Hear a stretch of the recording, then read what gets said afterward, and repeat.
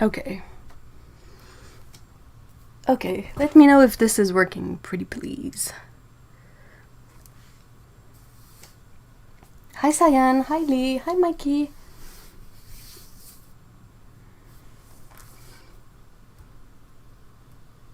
I heard some rattling. I had stream open on other tab. Oops! Everything is working, yay! Woohoo! If you hear some kind of mayhem happening, that's because the two cats are in here and they're pretty riled up. I don't know why. Hey, Lab Accident, hi!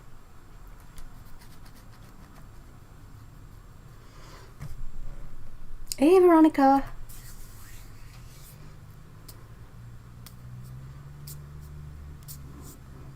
Hi, Kevin! I really laughed at your vodka story.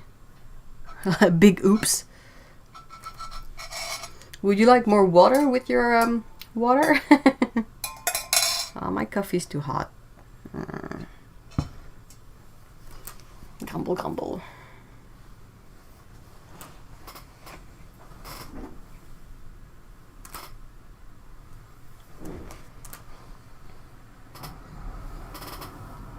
Hey, Michelle.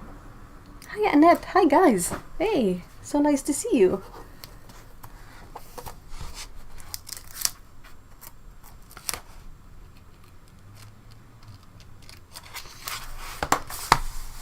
Oh yeah, I used to have a paper in there. Huh.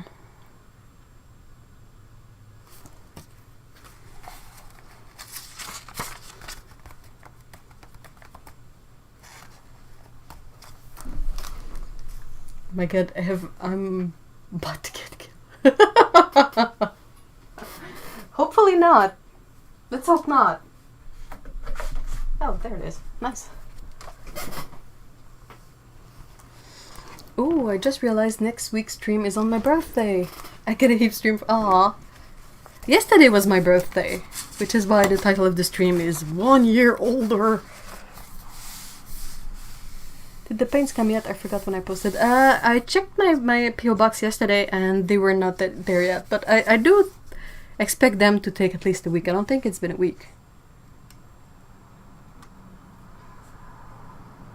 Speaking of posting, I tried to post your package, but they said it is currently not available to post to Canada. Huh. That's peculiar.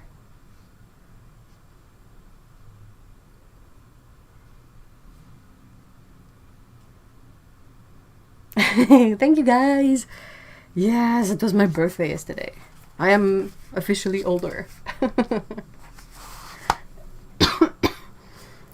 We were not the kind to go out even before quarantine and COVID, so basically yesterday we stayed home and we take walks, so that's it, but it was pretty fun.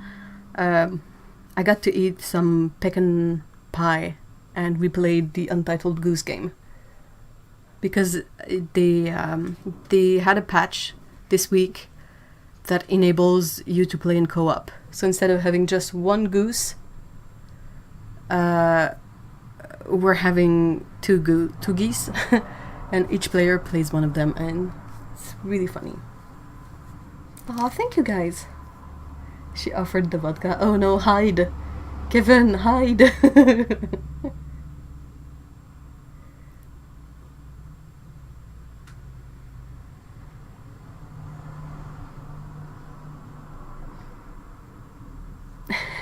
You still aren't gaining on me age-wise.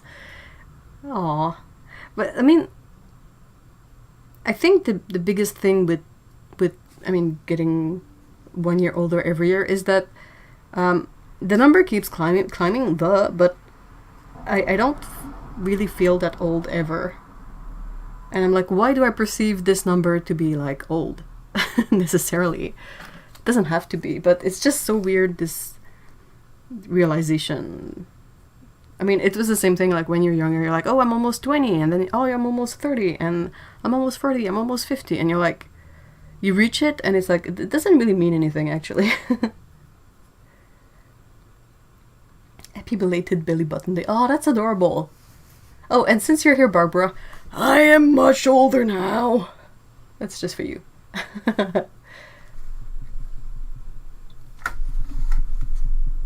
I think they were just too lazy to handle international mail. You know when you get that vibe that it just doesn't want to deal with customer. Oh, I'm so sorry, Cyan. You seem to be having a really hard time with like everyone around you except possibly your boyfriend. Like, work is problematic. Other people are problematic. Post office is problematic. Like, good grief, people. Give Cyan a break, okay? I remember when I turned 30, I felt free to not match my socks to my outfit.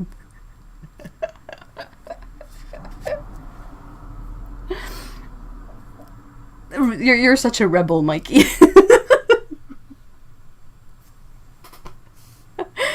Oh, specific Barbara service.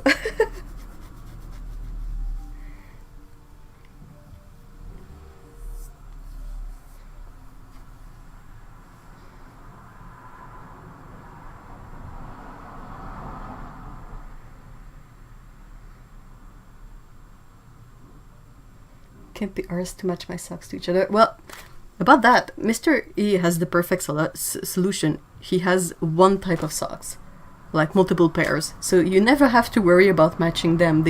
They all match. Qu'est-ce que vous faites?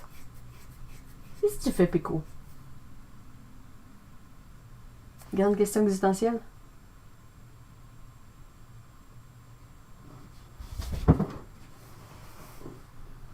All right.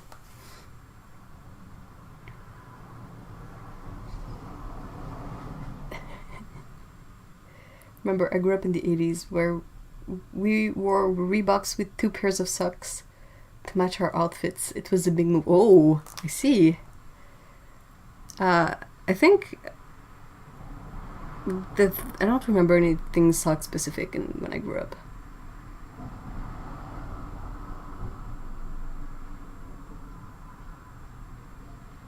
The only thing I remember is being bored in gym class and bunching up, you know, like, let's pretend it's a feet.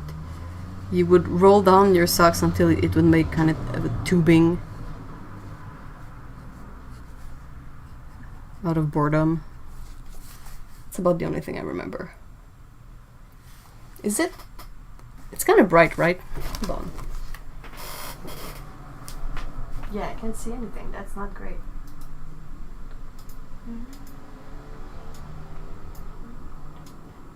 Yeah.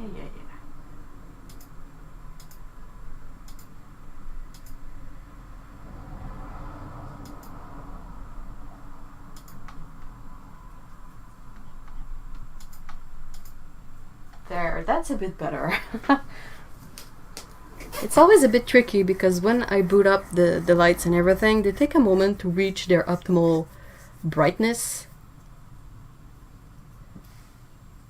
And yeah, so when I adjust the camera for the lighting, I have to readjust.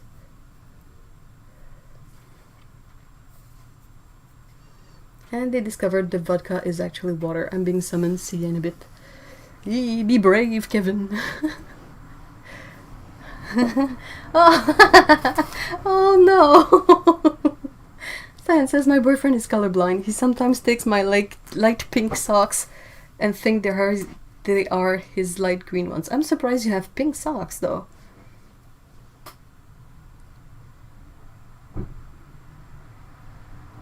I threw my 30th birthday fit crisis when I was about to turn 18. Aww. No age-related existential crisis since... Well, at least there's that, right?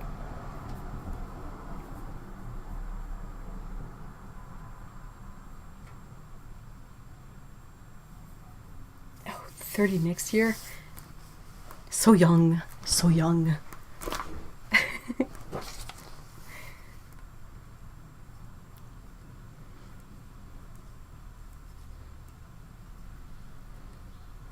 I'm kind of really in love with this banana yellow pencil. It looks like fake banana taste, and it kind of makes me happy. Hey Steven, hi. 40th is this year. It's just a number. That's the hard thing to sort of wrap our mind around, but it's actually just a number. It's just weird to... I think what feels the weirdest for me is whenever I look at like current stuff I like. Let's say I really like a band, and I like, for example, let's say I'm like, oh, Billie Eilish, she's quite good. Oh, she's like 18. I could be her mom. That's weird. Well, that's the kind of a moment of like, that's odd. Well, I have size 36. Oh, you have teeny tiny feet. Hi, Fairy Dust. I buy one type of socks in large numbers. They match very boot first. Exactly. Right, that's fortunate, Cyan. You can also buy kids' shoes. They're usually a lot less expensive.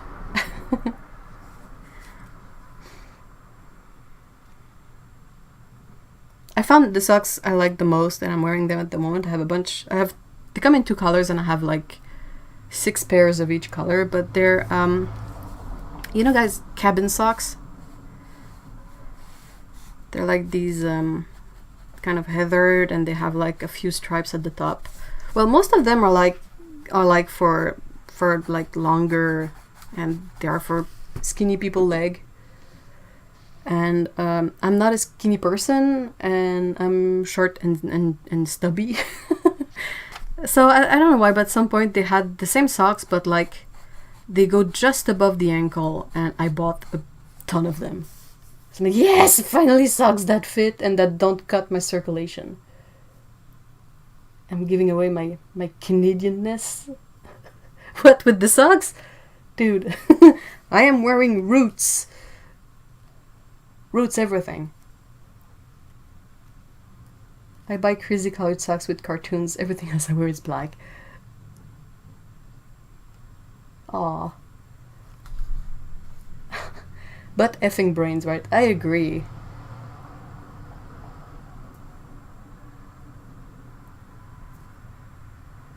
I wish Roots had a better ethical practices. But yeah, I do what I can for the rest.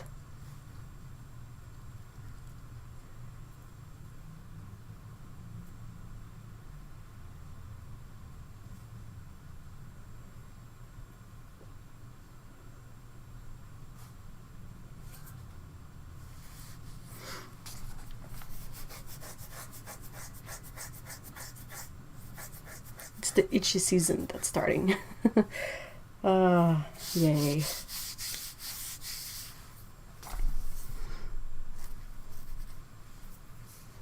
Alright.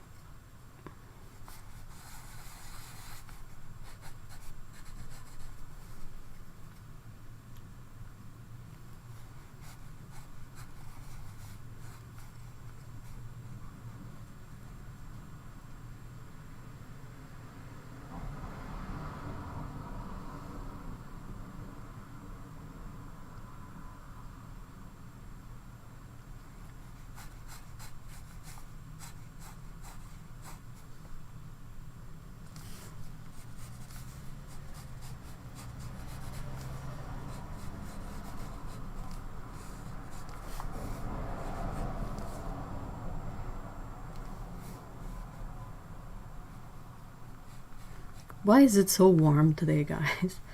I disapprove. I don't like it.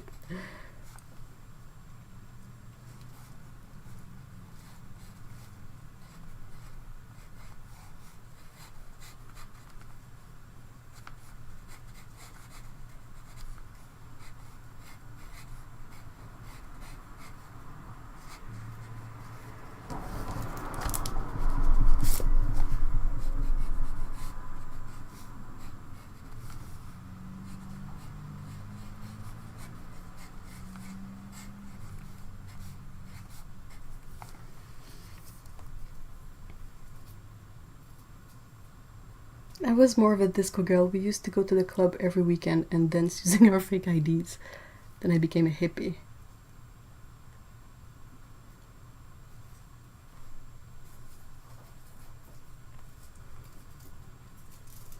Encore toi? Ah, il y a un écureuil, ben oui. Hein. There's a squirrel just on the other side of the window. And there's another one frolicking on the back, like behind it. So both cats are like glued to the window, being like, ah, can I eat it? I want to catch it. Give it to me.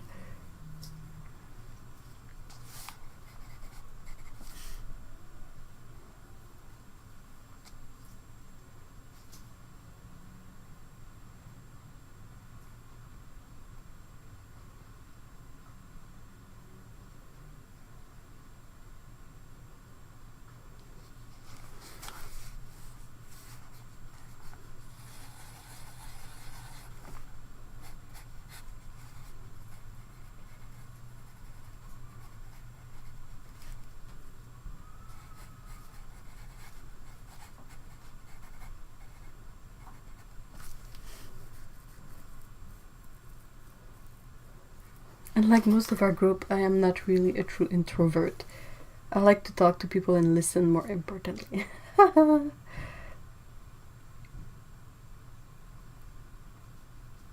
I was already the hippie saying disco sucks in the 90s. Emily says, I'm a 90s teen like Ev. I mostly straddled the grunge goth line, so basically mainstream. Just not in the little stupid place where I grew up. Oh man.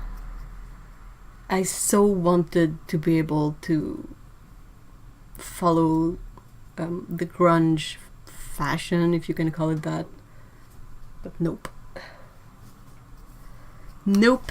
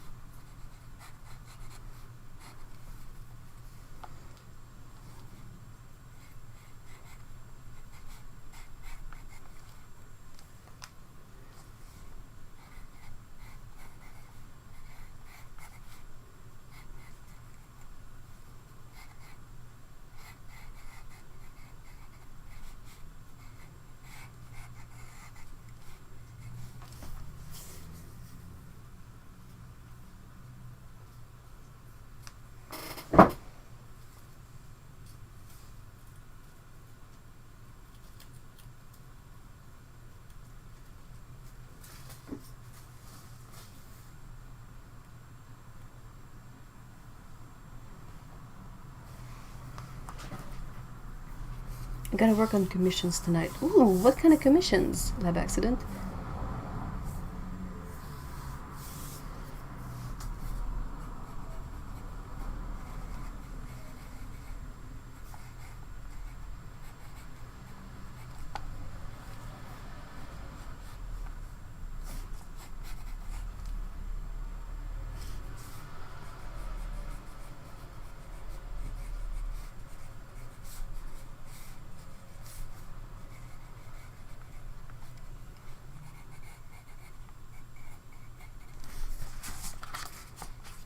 Grunge fashion was so silly if you grew up near here.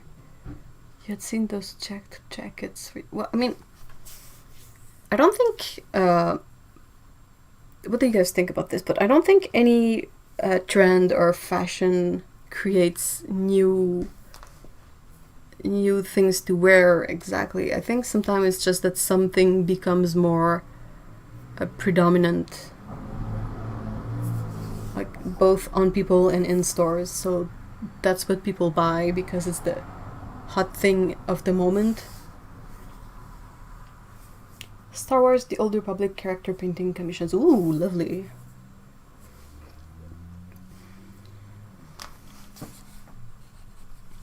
We watched The Devil All the Time yesterday, and it's a movie that's set in the 50s and 60s. And I saw some articles by the person responsible for the wardrobe for the film, and they were saying how difficult it was to make the movie feel like that period with the clothing alone, because the clothes that they wore back then are things that people wear today too. So you could take the same wardrobe and wear it outside today and nobody would look at you twice.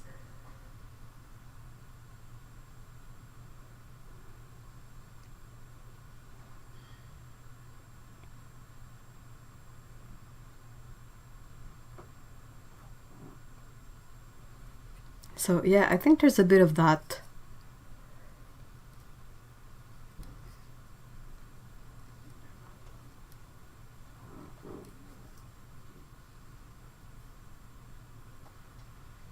No, exactly. I like the plaid, but not as a high price in a boutique. Exactly. I mean, the like trends, they often sort of ruin the fun of certain things. Like when secondhand items or vintage items became trendy, there wasn't a single thrift store where you could go and find something, either something decent or something at a nice price. It was either decent and super pricey or crappy and cheap. And I mean, that's kind of... that ruins the fun of it. So yeah, I think that the whole point maybe of grunge at the start was to take those like rural outfits and just wear them because that's what was affordable, and you would wear your jeans with holes in them because you couldn't necessarily buy a new pair. And I mean, then it became a trend, and then they started selling this stuff like new but old, if you know what I mean.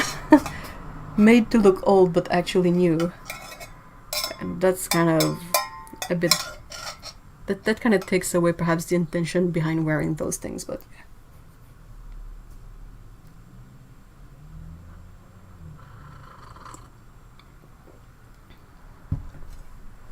Oh, that's good. Good flannel shirts and jackets come from stores with names like Rural King or Tractor Supply Company. I so wish I could check out one of those, because I know I would find stuff that I like in there. Like, definitely. There's nothing that... well, I'm gonna go back on the plaid discussion, but there's nothing that pisses me off more than fancy viscose plaid that's super thin and like tailored, and I'm like, where's the baggy, super sturdy stuff? Come on.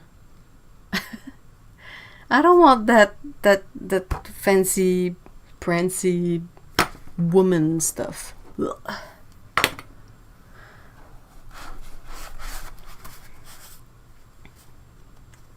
I just can't with pre-shredded jeans. Yeah.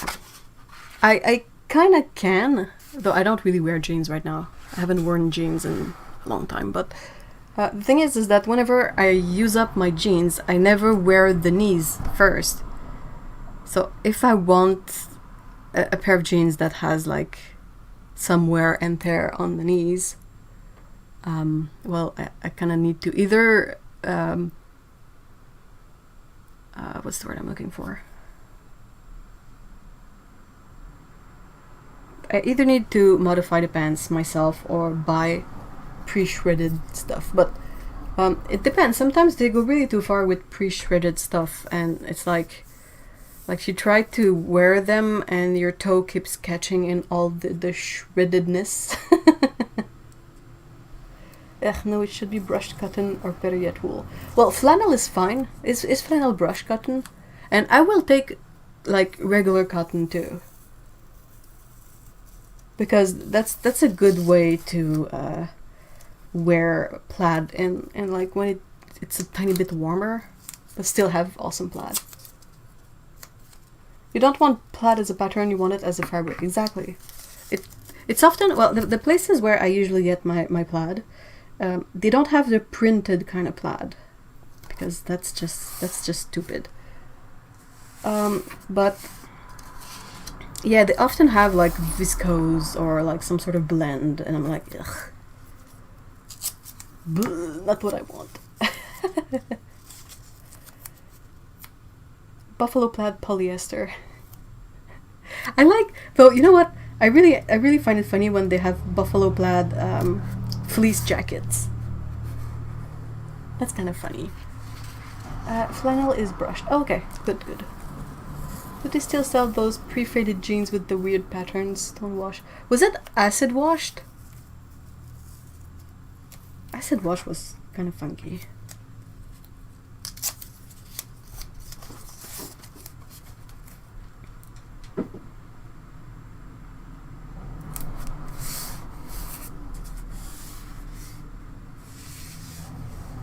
I think they're actually coming back. Oh no. They better not ever take away sweatpants. If they take away sweatpants, I'm gonna riot.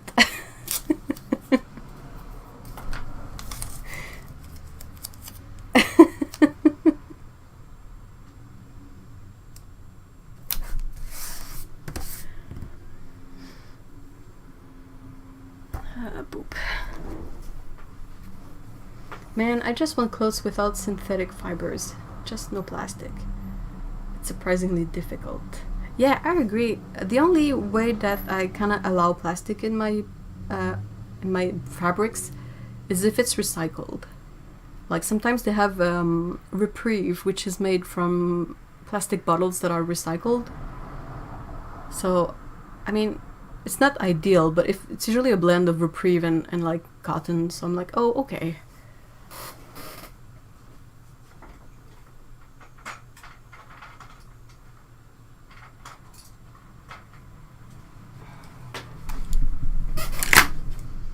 There's both kinds.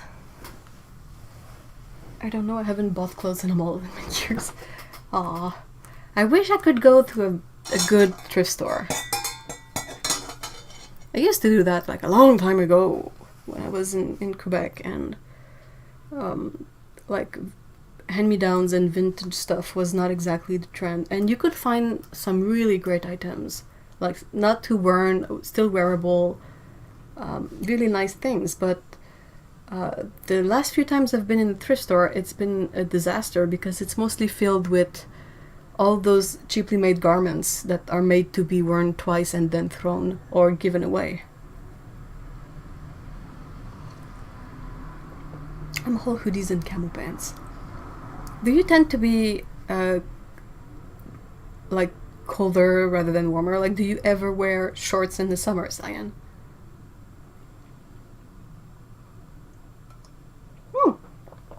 Hey, Lucine, long time no see, and thank you.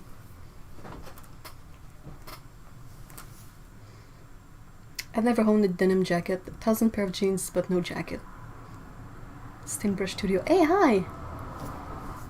Black shorts, black shirt, black hoodie. I just don't like the feeling of plastic clothes aside from the environmental impact. Yeah, it's not great. I really hate it when they make like polyester leggings. Ugh.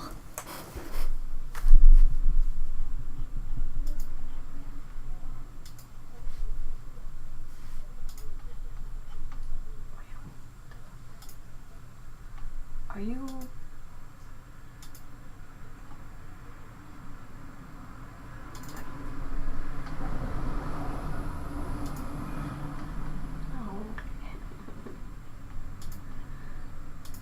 Away. Bon.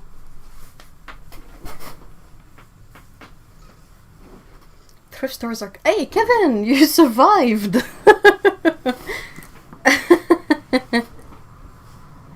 I wear a lot of dresses now in my life, but like comfy dresses, preferably with pockets. Oh, definitely. Like, sweater dresses are great. Thrift stores are kind of hit or miss right now. Definitely. I think in the UK you might have better thrift stores, but the ones we have here, especially in big cities, are full of garbage. Heck yeah, pockets. Definitely. Hey, Luna, hi!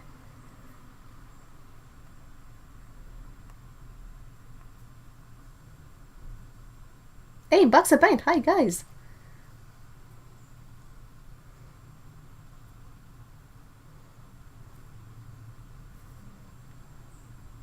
I don't even own shorts, always feeling cold. Oh man, I wish I could... Well, I mean, theoretically, I know it probably not awesome when that's your reality all the time, but from my current standpoint of being too hot all the time, we could trade, you know. I could give you a bit of the extra warmth, and I would take a bit of the extra cold, and we would possibly even out properly. I acted clueless. Nice job.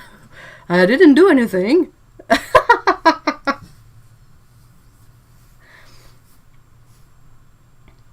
I don't own shorts because I prefer to live a life without sores. Oh yeah.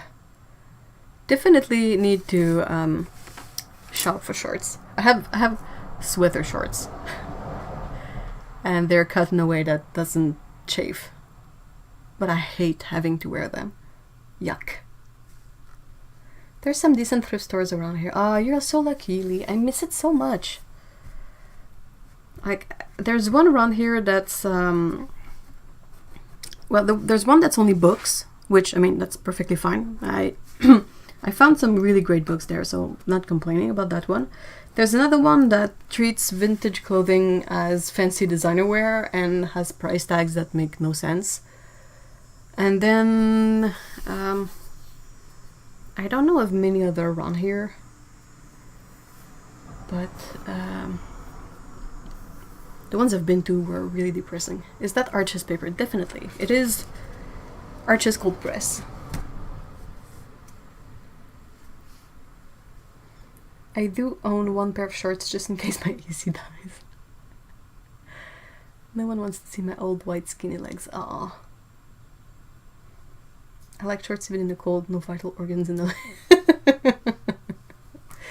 Yeah, that's true, but I like being able to feel my legs. Oh no.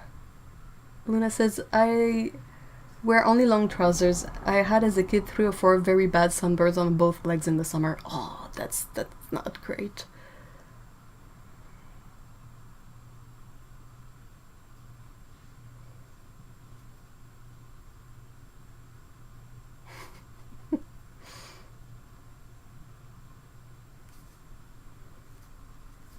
I'd probably have bare legs year round if I could.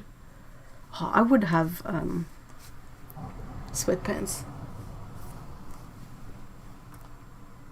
Or leggings for pants, because fight me.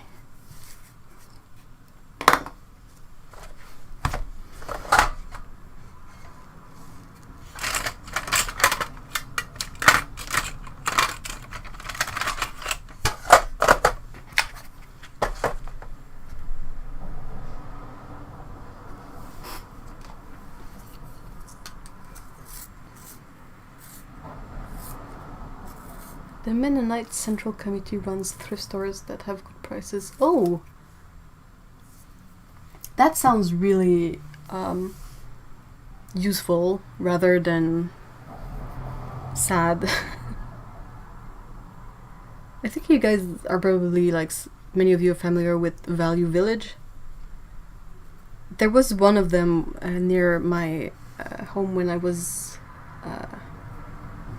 living in Quebec, and I would often go and I found some amazing things there, but I've been there like last year and it's just depressing.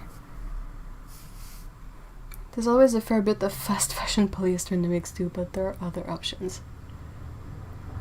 Sweatpants, best modern image. Definitely.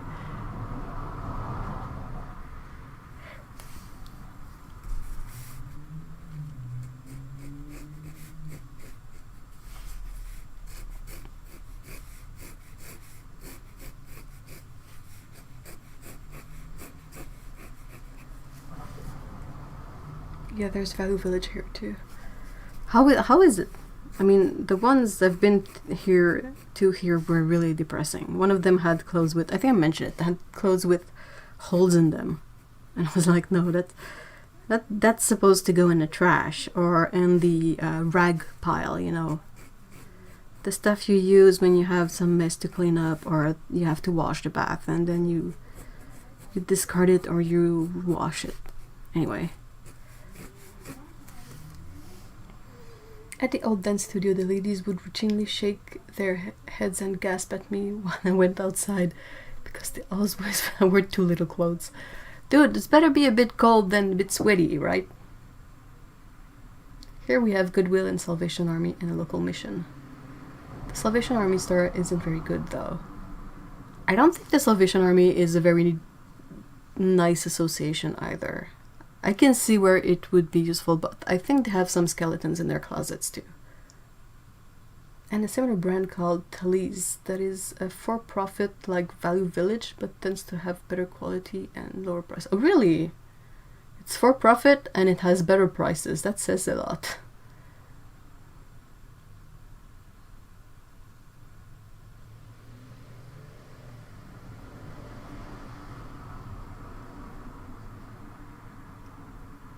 We have a store called Pennies here and it's everywhere. Its clothing is so unsustainable. Is it like fast fashion?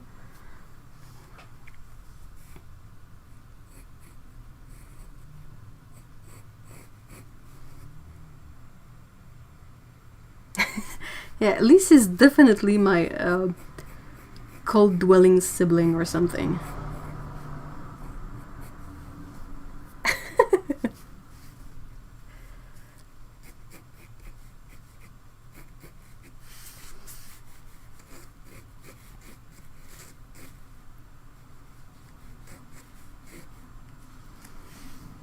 I got a couple pair of jeans last year from Value Village. It's not bad, but there was definitely a lot of overpriced crap to pick through. Yeah, definitely. Oh, fast fashion.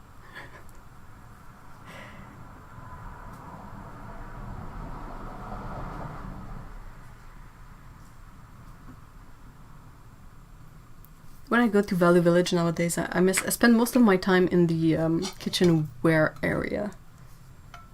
Because I really like old vintage single utensils. Like they have one fork of a specific design, like one spoon, and I always eye the kitchenware. But I mean, I don't need anything. It's just fun to. If I had to buy new plates, I think if possible I would get old plates. But yeah.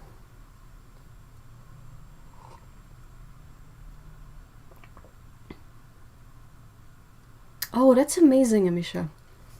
Amisha says, my favorite thrift shop is very near where older son lives. Their proceeds support women who are victims of domestic and sexual abuse. That's really, really lovely.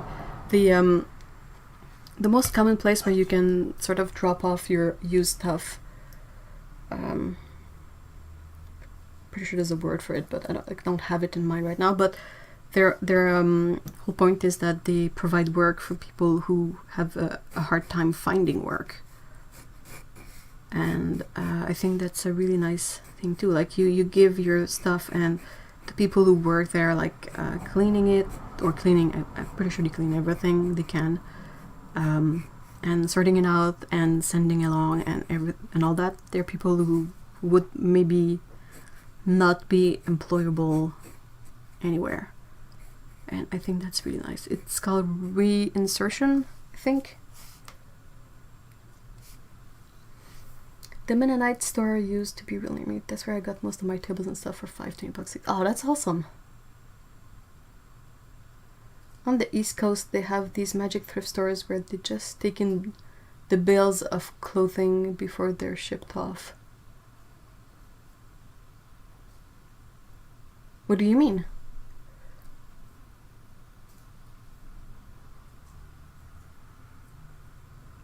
Oh no, Kevin, Value Village are depressing. I wear these thin and airy culottes or palazzo trousers in summer. Those do sound really comfy. I don't think I've seen them made from cotton a lot though.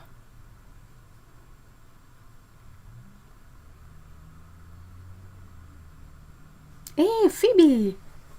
Hi!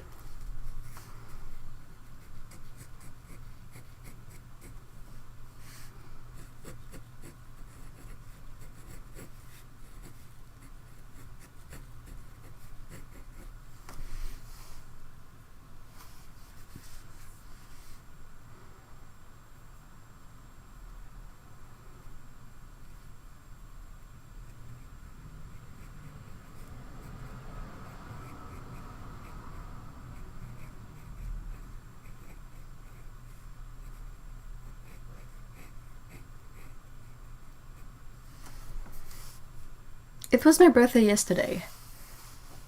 Most of the donated clothing in Canada gets shipped in bales to Africa, Asia. Oh, okay. So they get those bales right before it's shipped off. Huh. How does that... Does that mean that the clothes are nicer, or... What would be the advantage of getting those bales before they're shipped out?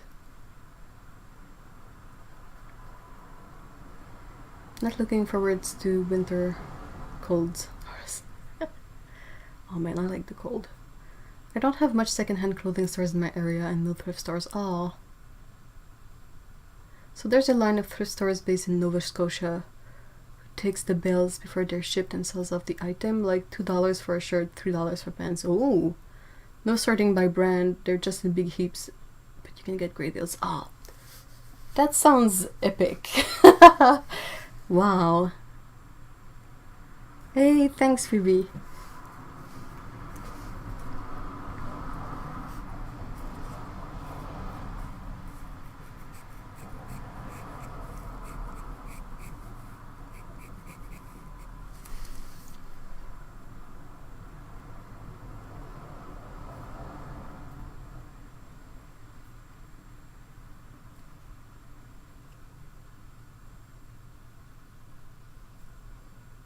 It's such a bummer that nothing is made to last nowadays.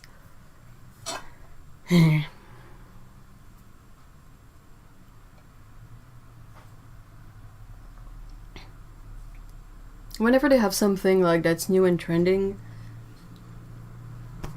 then you learn like a couple of years later that it's bad for your health in the end, and you're like,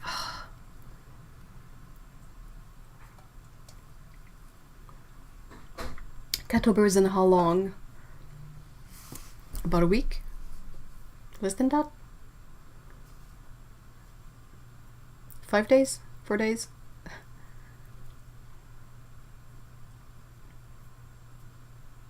I kind of need to get the ball rolling on that. I've started, but I need to start more intensely.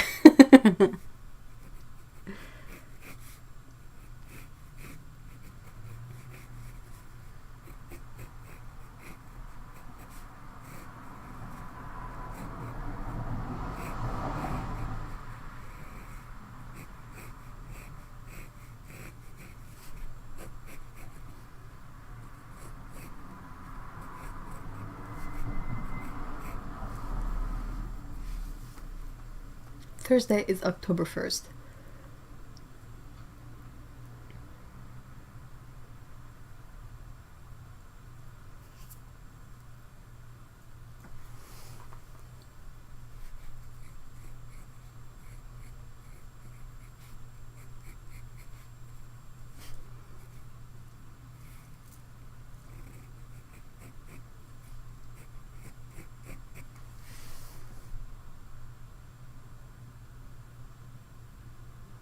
October is a good month though.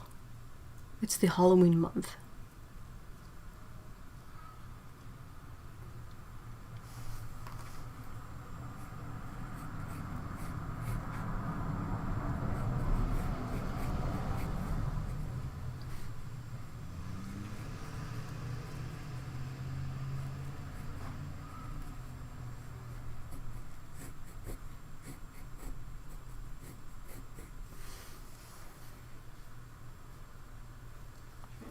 I know that because next Saturday is my birthday and Wednesday is my friend's. Oh wow!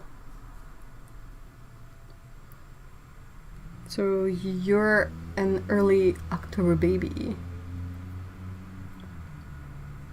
I was supposed to be born in November,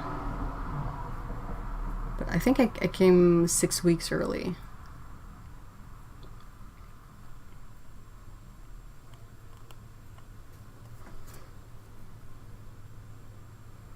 I'm happy Halloween is on a Saturday. Oh, that's great.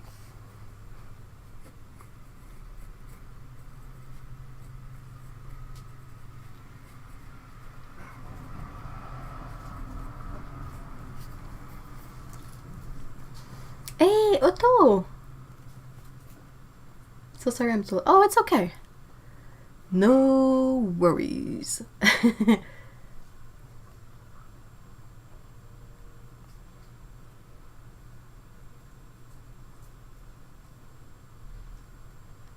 I was really early till I was born at 30 weeks. So, wait, what's the number of weeks that the pregnancy is supposed to be?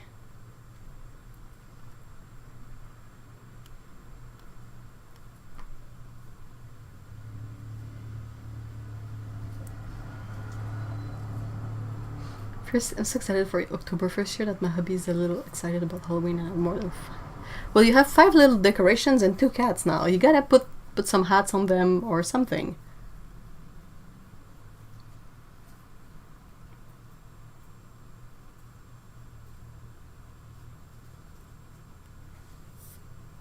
There were some birthday wishes in the beginning, but it's not like...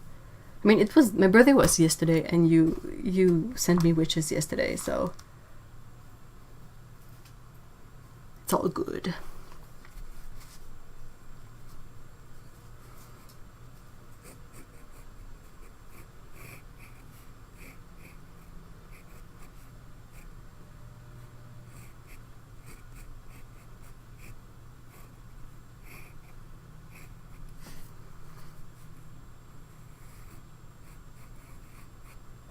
Oh wait, hold on. Risalamande.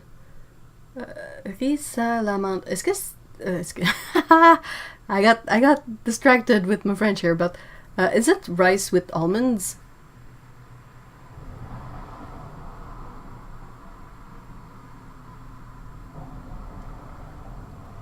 That's what I've been told by my mom. 36, 40 weeks is full term. Okay. Yeah, 30 weeks is quite young indeed. Happy birthday again. Oh, thank you so much. I found some batwings. Well, my sushis were amazing yesterday. Good sushi. Oh, you have to put the bat wings on, Bear. Come on. Hey, Lana. Hi. Thank you. Ow. I just hit my foot on the...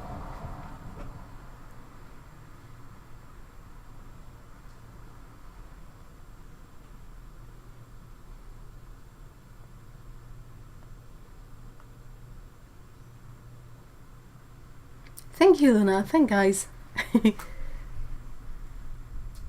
I weighed 3 pounds 4 ounces eep.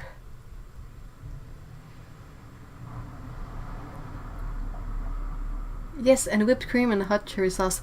Yeah, it just dawned on me that riz à l'amande is basically like riz à l'amande, like rice, like almond rice in French. And I was like, oh wait, hold on. That's kind of an easy way to remember what it's made of, right?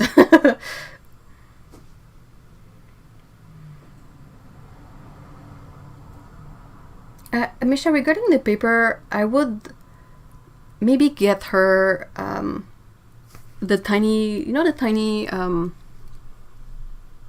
Legion pads, the one that are about $1, cotton,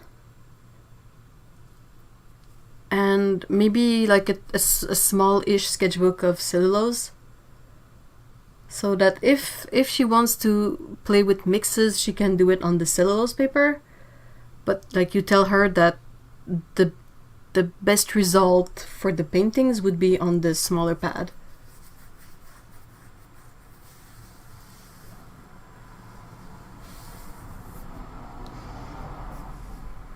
Need to save the hubby.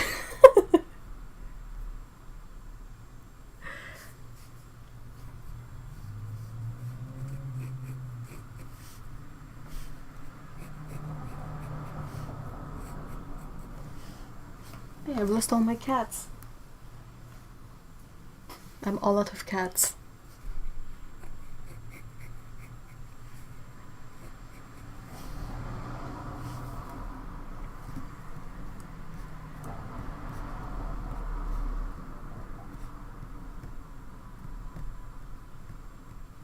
Oh, I know.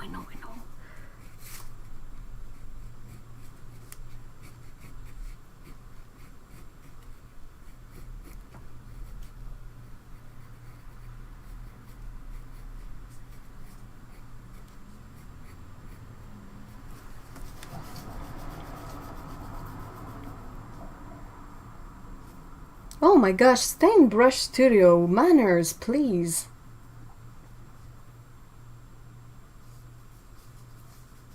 What the heck? That's really rude and not welcome in here at all.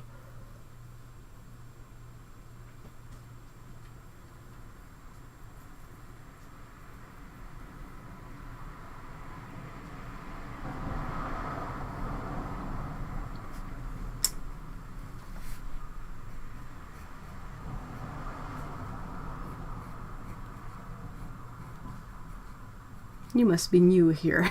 Haha.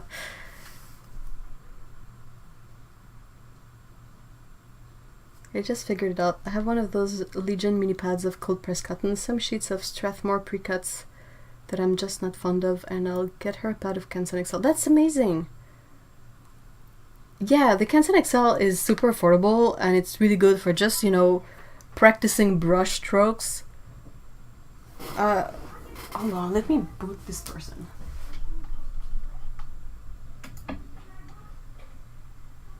Can I do this?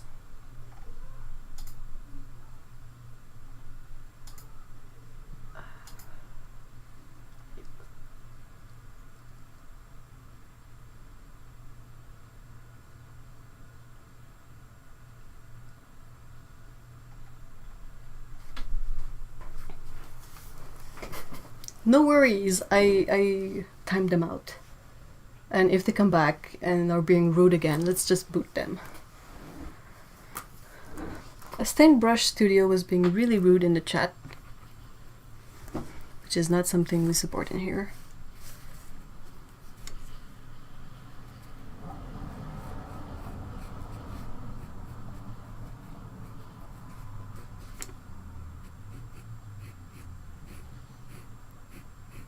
Have I mentioned my obsession with acorn squashes?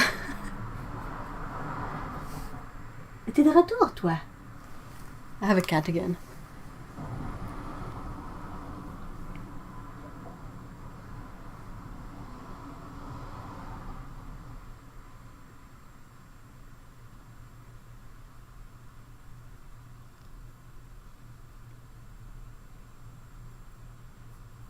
Yeah, someone was being really, I mean, without reason too.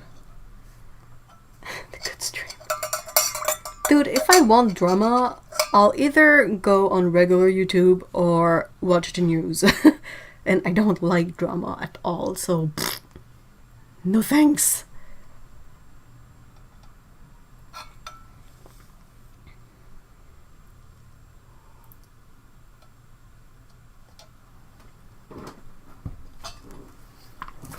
Veux-tu venir dire bonjour aux gens?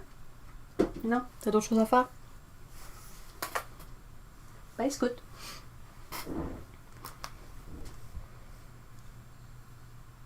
I didn't see any of the messages Stain Brush wrote. Huh, that's weird. I mean, I deleted the message, but acorn squash. Oh, I mean, it's amazing. I've eaten it a few times before, but I didn't know what I was doing, and I didn't know how to prepare it. And I figured it out this year, and it's awesome.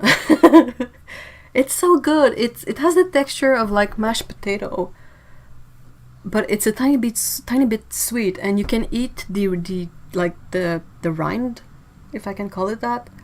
You don't have to peel it off, which is really a boon in this case, because I cannot imagine trying to peel off the peel of an acorn squash.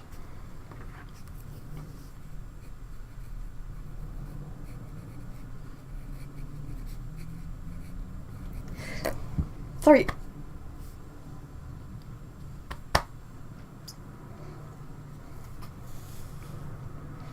We're all ready to hammer any drama llamas down. No offense to llamas. Oh, llamas are so silly. You were quick. Well, good thing if no one saw anything, because I don't do that.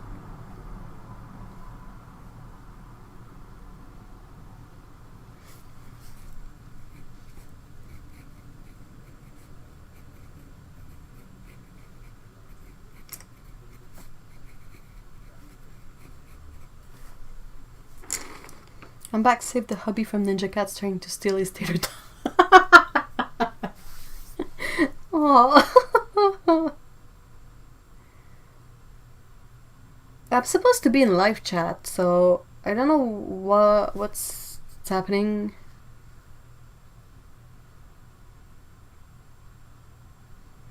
They were just being rude and disrespectful. The perfect autumn food, and it comes with its own little biodegradable bowl. So do you cook it and you eat like the cooked flesh? Ooh, that sounds icky. But the you cook and you eat the inside and you don't eat the bowl.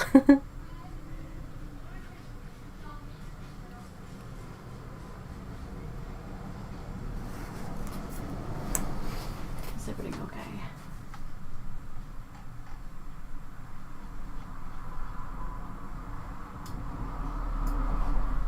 It's still a bit bright, huh? Hold on.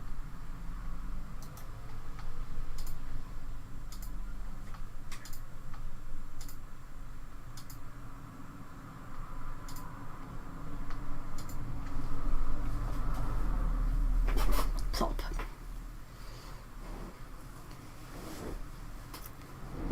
And the thing I find awesome about acorn squash, you don't eat the skin, huh? I like to cut it in half. So acorn squash looks kind of like this. And what I like to do is I cut it in half, like so that both half are a bit like this. Like you would have the stem here technically, and then you have the innards with all the seeds. And then what I do is I cut it this way. So basically you end up with slices that have a scalloped edge, like this. And I keep the seeds, I keep the slices, I cut off the mushy bit in the middle. Are they back? Oh my gosh. First of all, Stainbrush Studio, why do you think we would care about that? Like, that's just something. And then, seriously, shut up.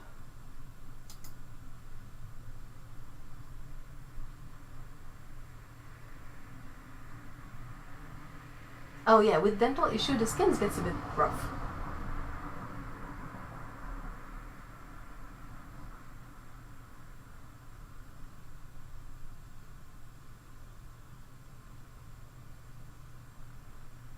That is so weird. Maybe you guys blocked the person.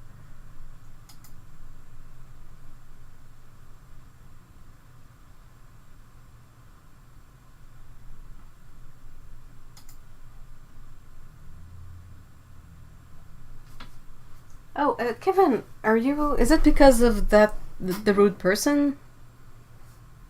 I'm so sorry.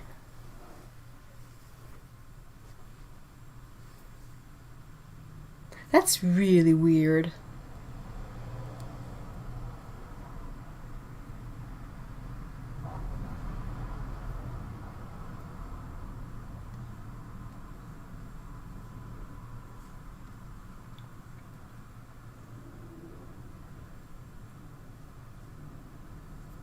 Maybe they have us plugged primitively.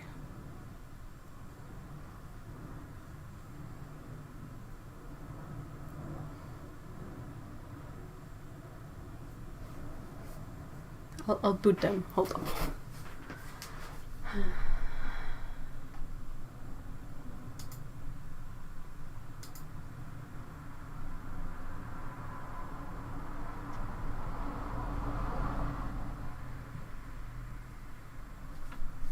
All right. They shouldn't be back, hopefully. I hope Kevin is okay. They were really targeting Kevin with their rude comment, which oh no, it's fine. I mean, if you can't see it, you can't see it. Like, there's not much else to do.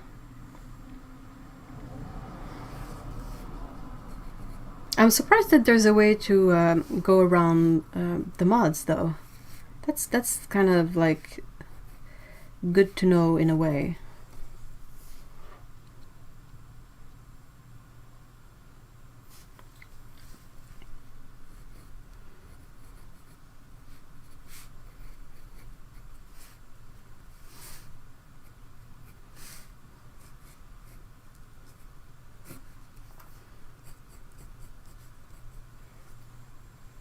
Yeah, Kevin is awesome.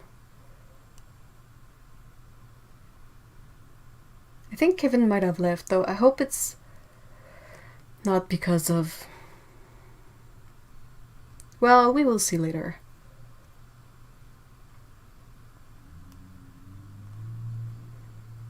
They said they knew Kevin in real life, and that's it. And then we're being... Anyway. They're not worth our consideration. Oh yeah, of course. Yeah, Kevin, I'm glad you're back. The only thing I want to mention is that it's really odd because the mods could not see the message. So, but yeah, I mean, if you can't see the message, you can't do anything. And I mean, it's not far. I just have to get up and boot them. So yeah, Lumpy Elephant. What's your guys' take on pumpkin spice latte? Hate it? Love it? Like, does a pumpkin spice latte have coffee in it?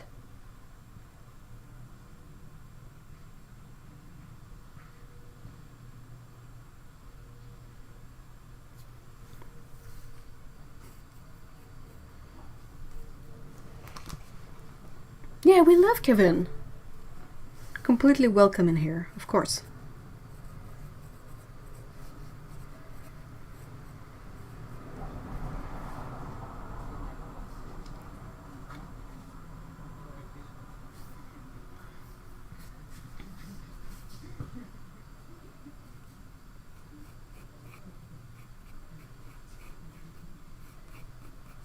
I saw the pumpkin display at the grocery store yesterday and I was like, yay, pumpkins! But I always feel bad that if you get like pumpkins to leave outside, you kind of have to get rid of them after, and I don't really have a compost pile, so I just have to throw it away, which is really sad.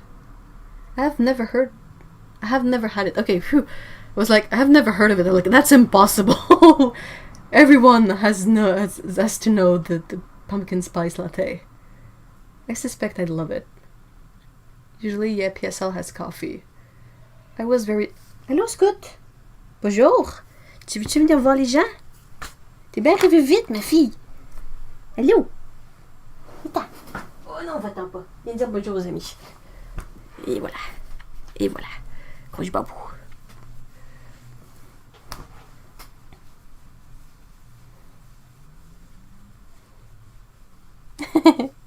I don't do coffee, but I make really good pumpkin pies. Ooh. Allô. Allô. Allô, ma boulette. Salut, petit chat. Oui. Oui, c'est un petit chat.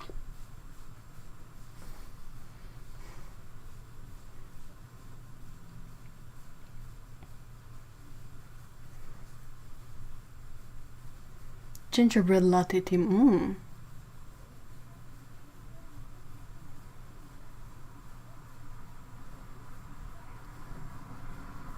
Oui.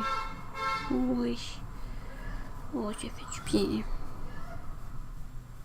Et Mimi.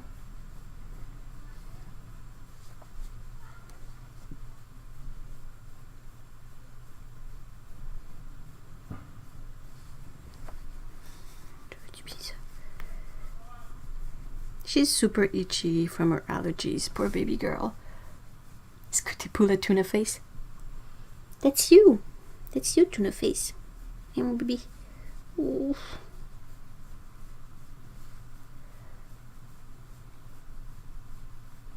We feed the deer behind our house with the pumpkins that we put. Oh, that's great. That's a really good way to use it. If I could do that, I would.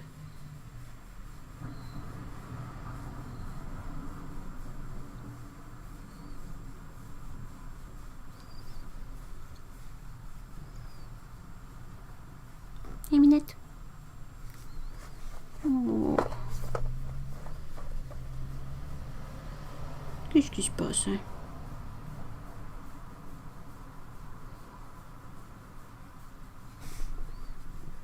Ah, tu ronronnes. She's purring. Anyone ever tried cardamom in coffee or tea? In tea I have, not in coffee though. Allô? Qu'est-ce qui se passe? Qu'est-ce qui se passe? Tu manques d'amour?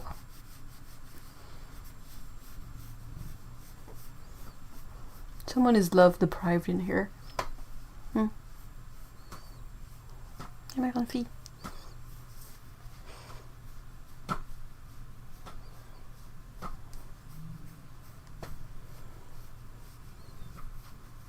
Hey, Alex, hi.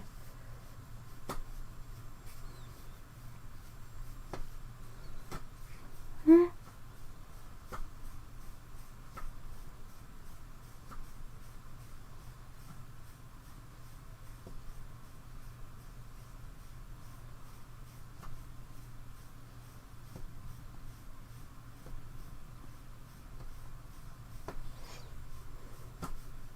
Sorry, Kitty was desperate for hugs.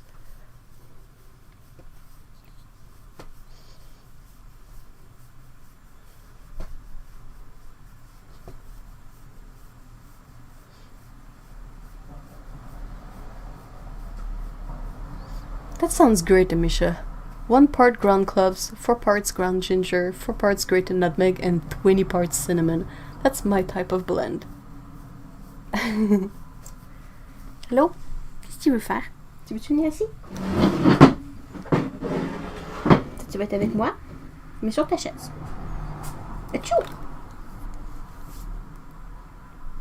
Et mon bébé.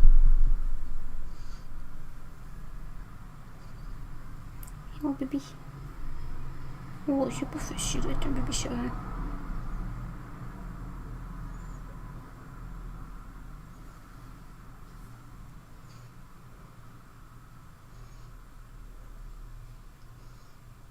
We're about to put 5 kilograms of cork tubes in the big cage. Oh my gosh. You're gonna have gerbil zoomies. Ma petite Scooty. Hmm.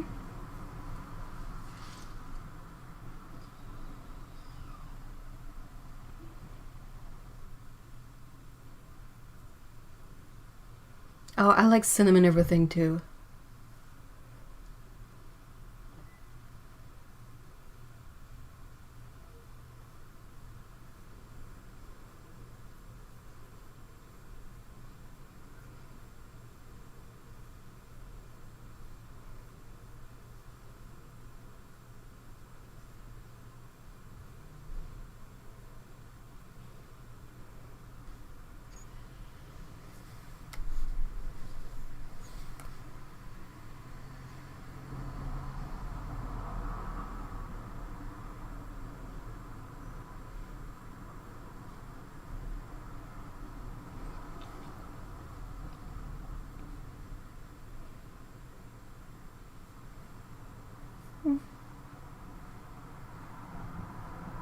Oh, pauvre petit chat. Qu'est-ce qui se passe, Scooty? Ça pique. Oh, here, that's the sketch. Something fall themed.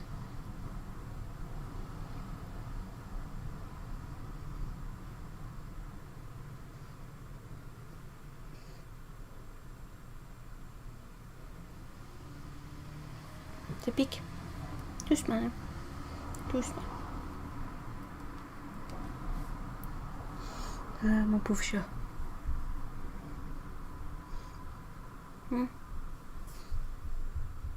T'es bien? Alright. I have Scooty's sitting right next to me on a chair over there.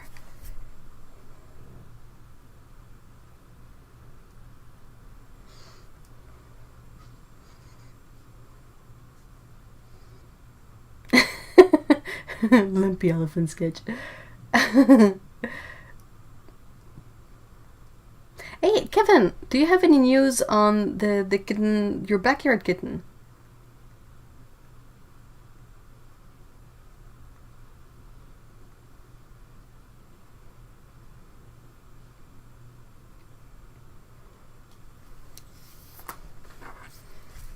I channeled everything we mentioned, like sweatpants, dresses. Oh, I need to draw the pockets though.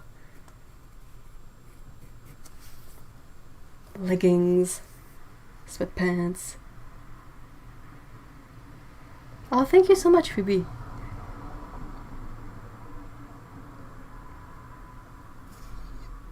Ma pauvre boulette. We're trying to switch Scout's food to something that has 0 chicken in it. Which is surprisingly easier than I would have thought. Like back when we first realized she was allergic to chicken, we had a really hard time trying to find food, dry food, like kibble, that didn't have any chicken in it. It was really, really hard to find, and I was like, oh, wow, what a bummer. Like, I was able to find canned food that was without any chicken. That's fine, but no kibble. And I was like, yeah. And her allergies have been really bad lately, so I decided to check again. And I could find like 6 or 7 brands that had 0 chicken in them. And I was like, what? First of all, awesome. Second of all, I really hope this helps her. My poor little girl.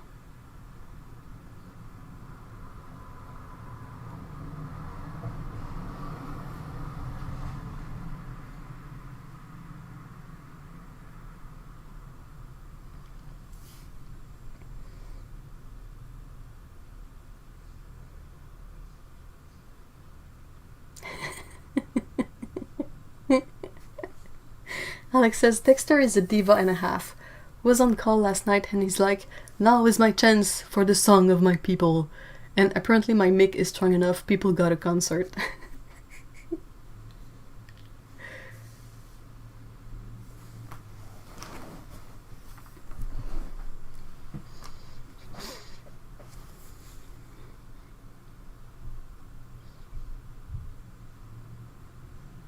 Chicken-free dry food is almost impossible, even for dogs. Well, it is possible now. I mean, at least here. And I was really impressed. Okay, they put other weird stuff in there, like peas and cranberries. And my favorite will forever be carrots. Because when we introduced carrots to Peko, she dry heaved. Like, it was such a disgusting thing. She had her betrayed look on and she dry heaved and she was like, how dare you?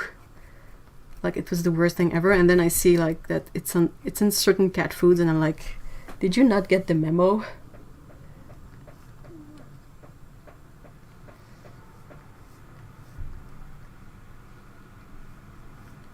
Oh, you're babysitting, Lucine. Yeah, that's a... Who? No, I don't make the food. We try to buy it because there are some options available for us, and I don't feel comfortable making their own food.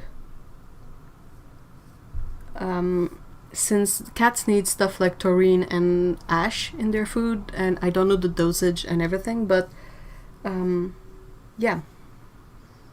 Like 6 years ago, you couldn't find any kibble without chicken in it, and now it's easy to find in a way. So I was like, oh my gosh, that's a blessing actually.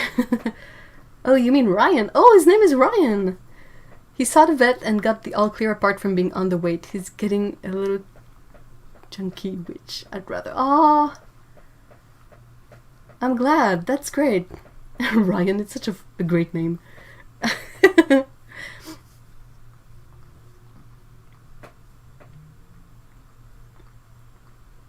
My oldest sons react to cooked carrots the same way. I think it's there for fiber, quite possible, but they could go with something fibery that doesn't make the cat dry heave. Like, they could put pumpkin in there. I was trying to find a food that would have pumpkin for Scout because she loves pumpkins. Like, whenever I open a can of pumpkin puree, it's the most awesome, perfect, best thing in the freaking world. Which, you know, makes me laugh because she's a cat. But she really loves her pumpkin.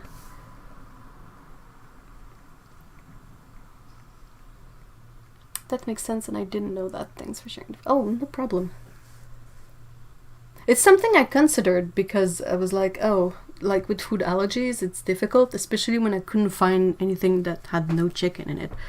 But then if you look at the sort of ingredients that are in cat food, there's quite a few of them that sort of are weird. Like taurine is one, and then ash. But yeah, it gives, I think taurine is essential for their eyesight, and ash is there for something else too. It doesn't make sense, but it serves a purpose. So I was like, ooh. And I've never seen, like, if they sold like a thing called, let's say, cat additives booster, and like say you cook whatever meat you want and you add this powder in the final meal so they get all the extra nutrients they need, then I would consider it. But otherwise, we'll see.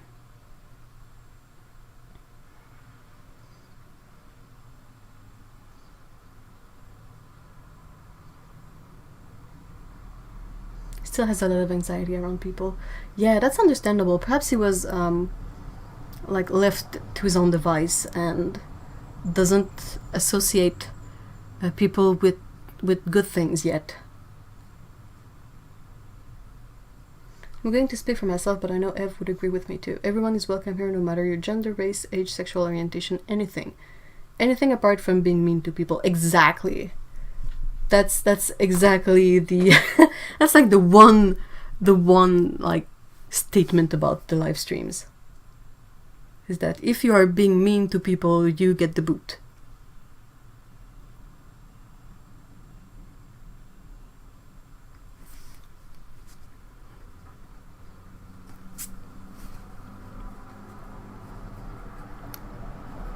A boot the boot.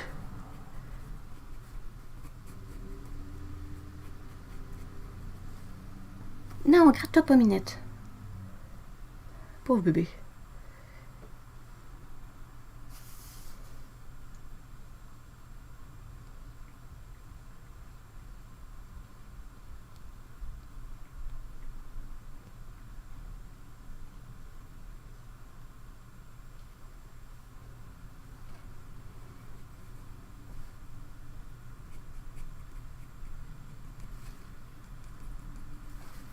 Alright, let's roll onto inking this. That's not the proper box. One rule, don't be an ass. You want people. No asses. That reminds me of something I doodled some time ago that still cracks me up because that's the kind of person I am, but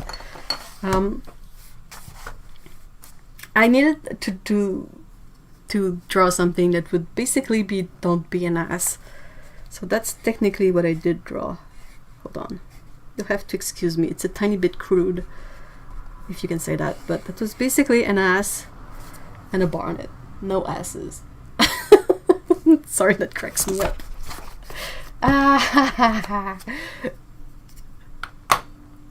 Oh, mon baby shit. I have a coworker. This is great.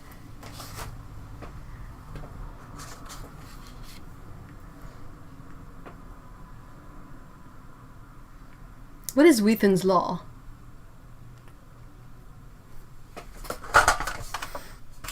So for inking, this one and this one.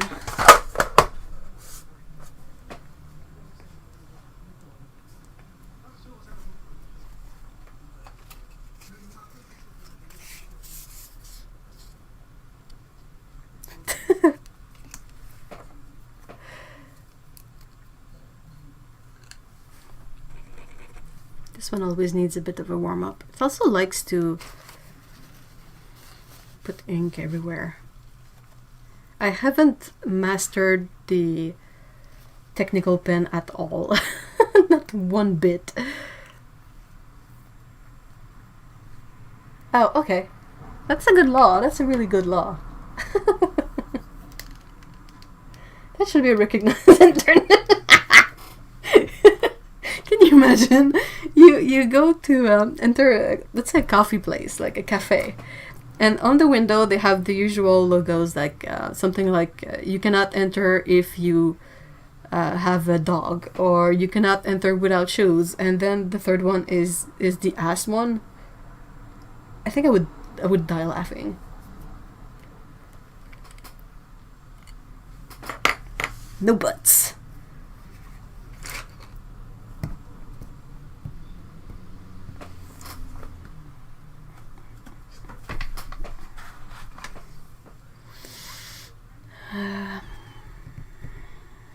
Okay.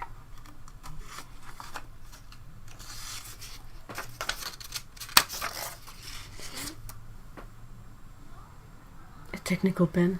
Yeah, sure. Hold on. It's just a Rapido sketch from Kohinoor.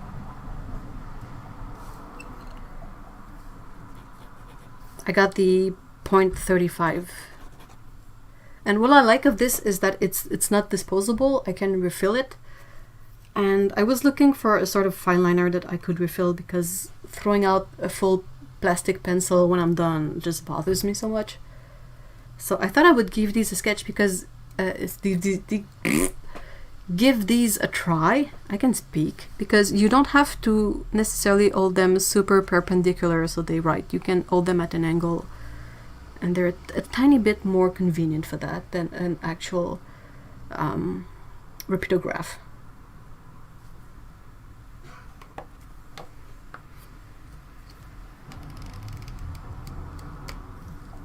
Known for Star Trek: The Next Generation and Big Bang Theory, and the film Stand By Me. Oh yeah, he's so young in that.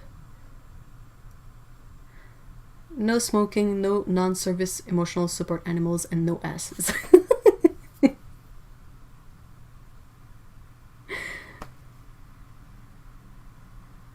Do you have any tips to get them going again if you haven't used them in a while?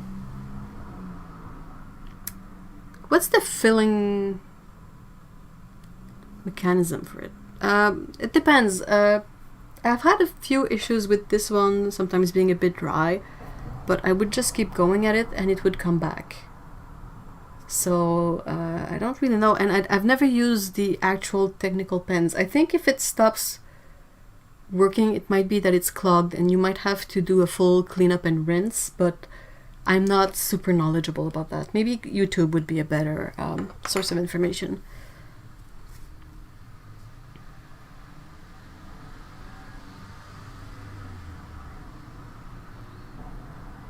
I usually prefer to use the technical pen for the faces, but I forgot.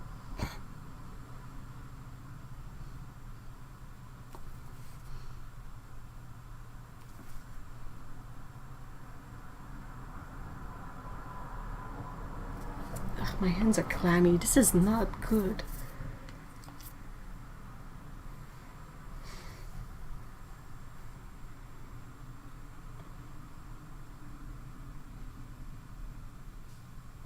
For my teaching stike. What is that?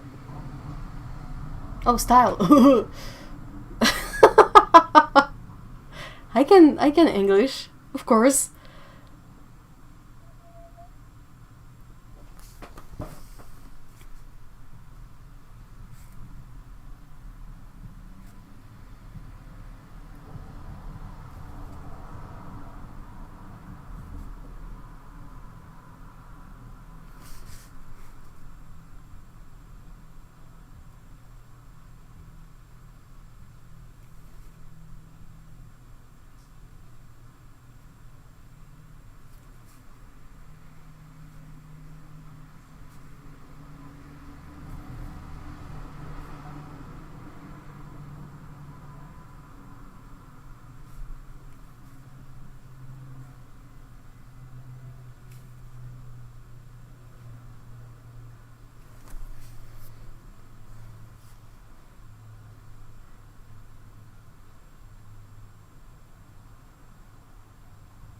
I so wish I could pull off a shaved head.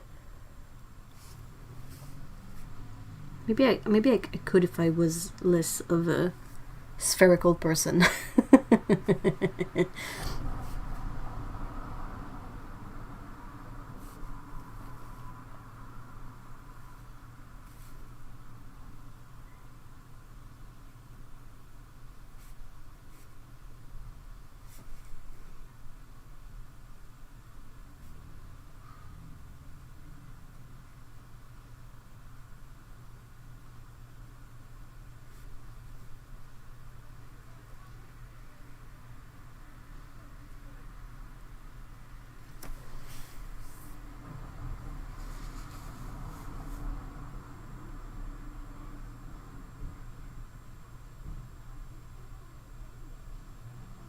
Join us.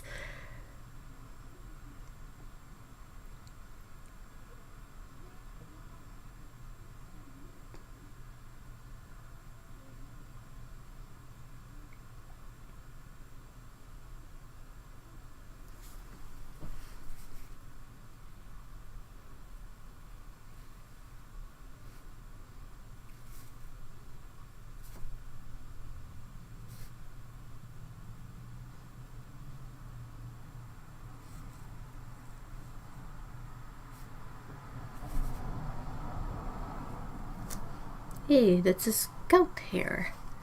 What a surprise.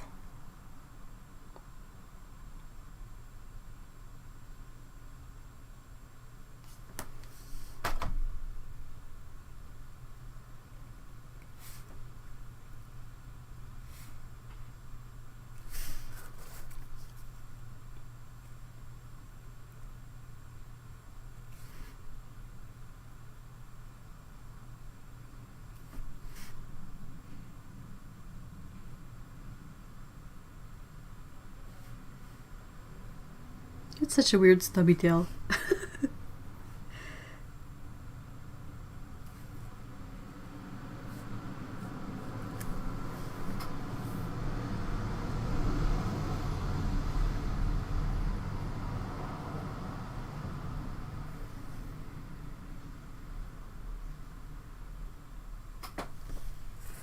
Mr. E has started buzzing his hair short too.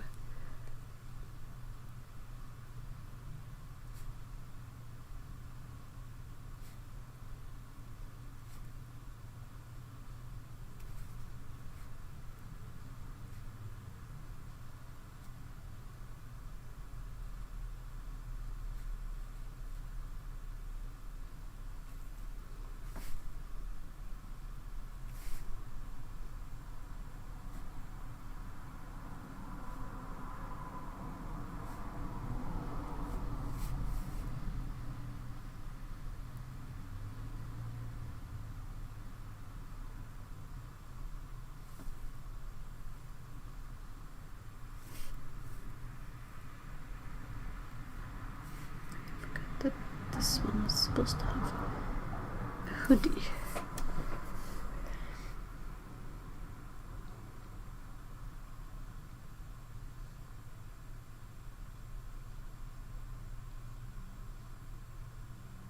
Chuckles because her hair is waist length. Oh man. I love waist length hair, but it's not doable for everyone.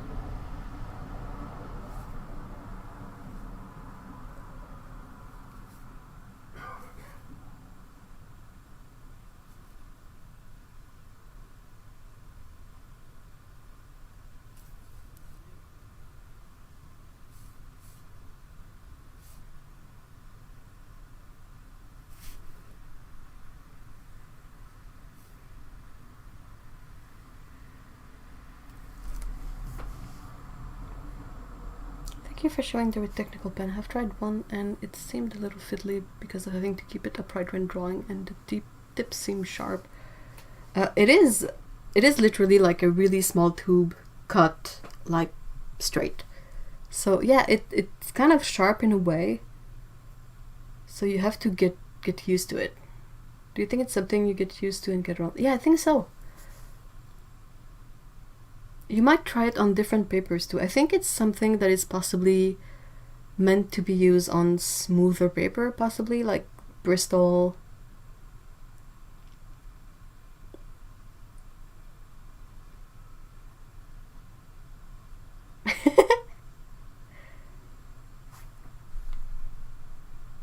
Aw, that's so cute. What's the paint?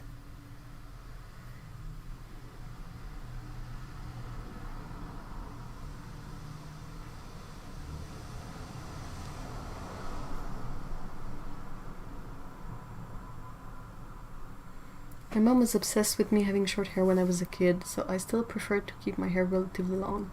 I have thin, lumpy, stupid... Oh, I know what you mean. My mom was also really into getting my hair cut, like, really short. And I've been called like a boy more than once when I was younger.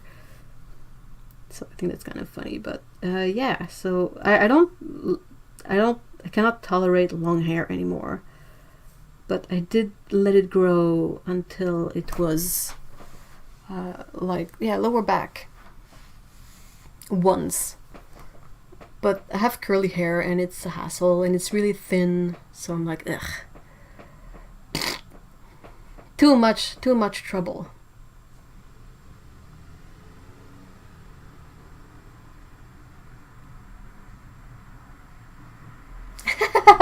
I didn't buzz off my hair, but I did grab my embroidery scissors and chop off 25 centimeters a few days ago. That's a decent length. Oh my gosh.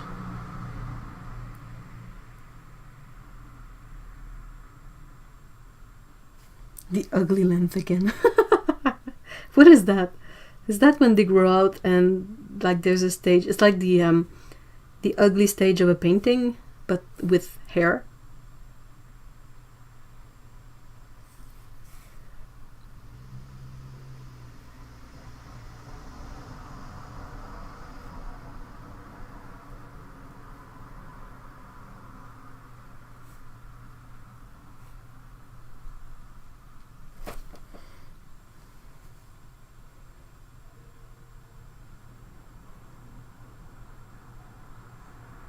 Off topic, but my goodness.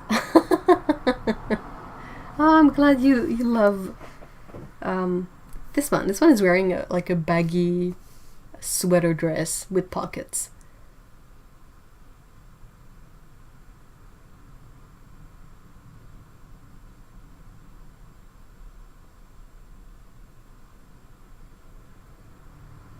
Exactly like that. What was that in reference to? What is memory, right? I should drink more coffee. I should finish my coffee. It's what? It's 3:30. I should definitely finish my coffee. Okay, yeah, the ugly length and the ugly stage of a painting. Okay.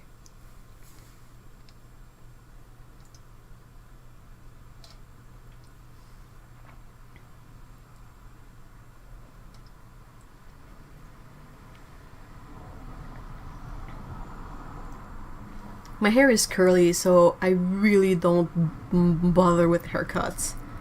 I cut it myself, and if I notice that a swirl of hair is longer than the rest, I chop it off. But yeah, I basically just grab scissors and I'm like snip, snip, snip, snip, snip. Good enough, bye.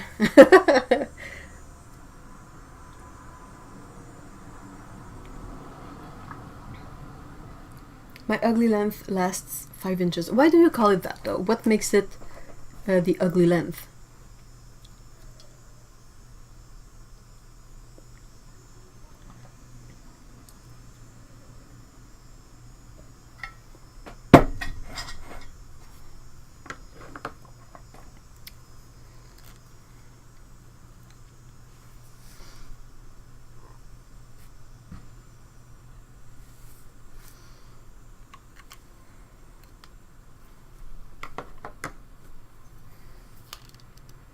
Oh, t'es tellement choupi, toi. Beau petit chat.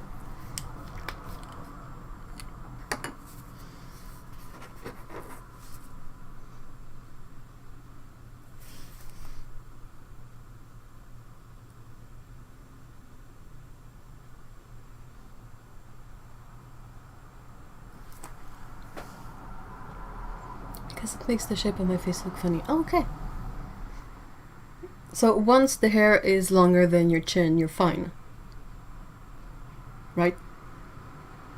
Or does it have to be lower than that?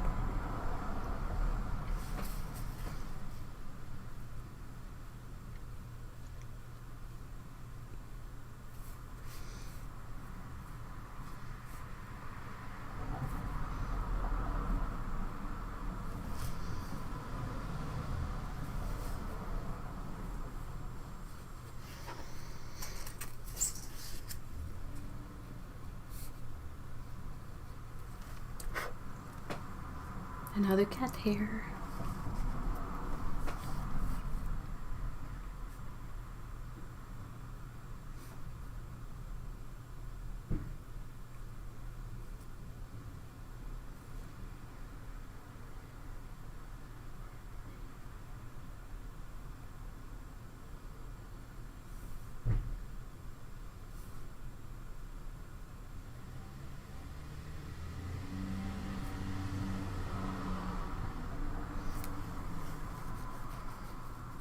I cut my own hair too. I had a fringe for a few years and I'm growing it out and it's at the annoying stage right now. Yeah, the stage that requires like barrettes or bobby pins. Because it's not long enough to put behind your hair, but it's long enough that it's in your face all the time.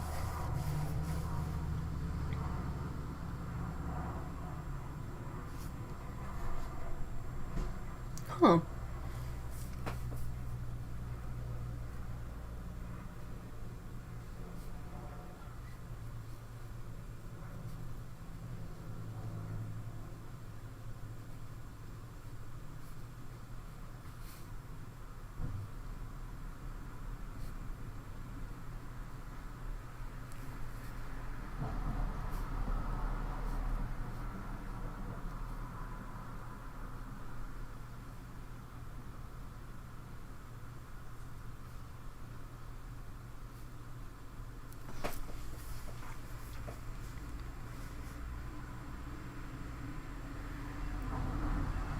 Amisha says I look better with short or long hair when it hits between the bottom of my ear front until it's past shoulder. Oh wow, okay. My face looks way rounder than it really is, making my features fit funny. I keep mine a bit longer than shoulder length. It's the longest I can do with the quality of my hair. I get bothered when it's in my neck. Worse in the summer because of the heat. But yeah. Off topic, but I really like the face of the right cat. Looks so fluffy. This one. I'm glad.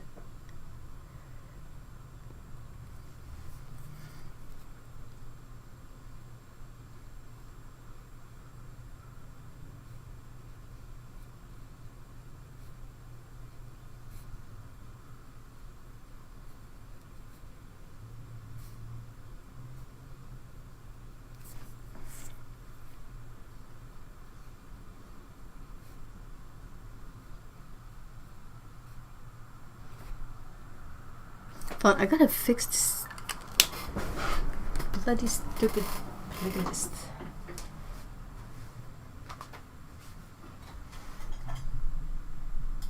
Why do you always play the one song I don't like?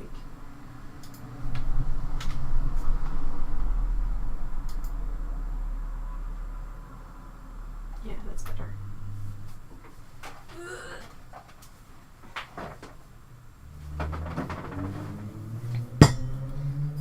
Switch it off. Ow.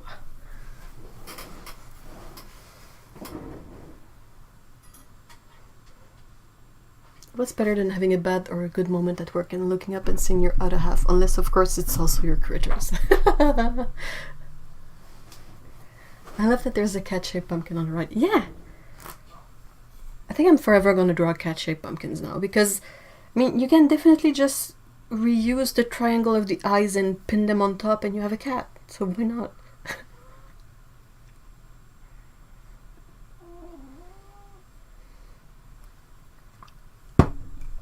What is trichotillomania?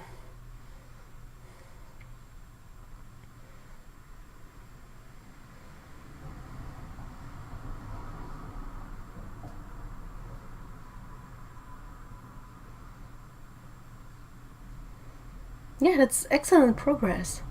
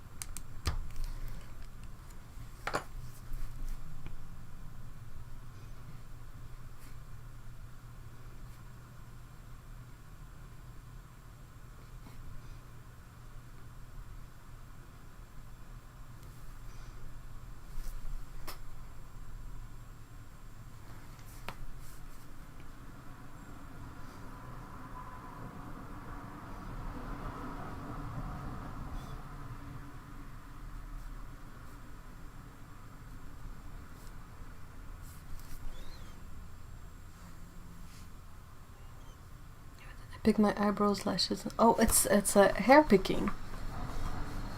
Ooh, that doesn't sound like a lot of fun. I absolutely understand wanting to take care of that.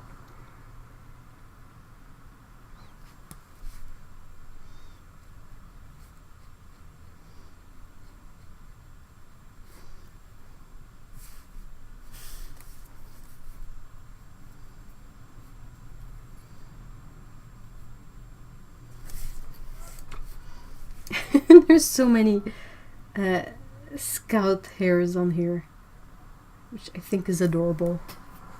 Compulsive hair pulling. Oh no.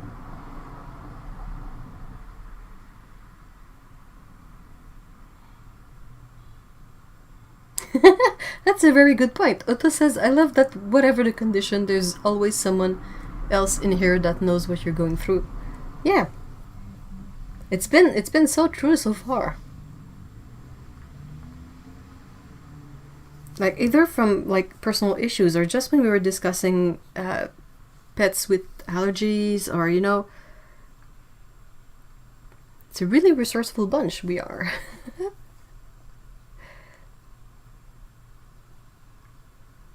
I tend to compulsively pick at my fingers, but I don't think it's quite as bad as the air pulling thing seems to.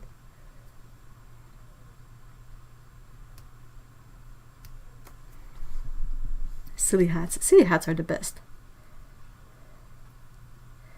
Absolutely have to get you a moose one.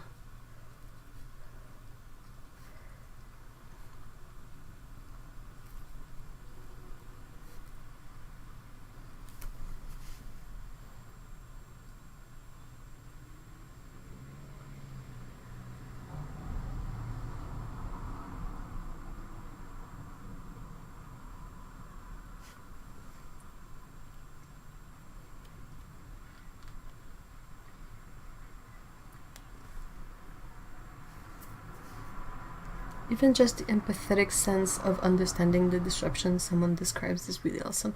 Yeah.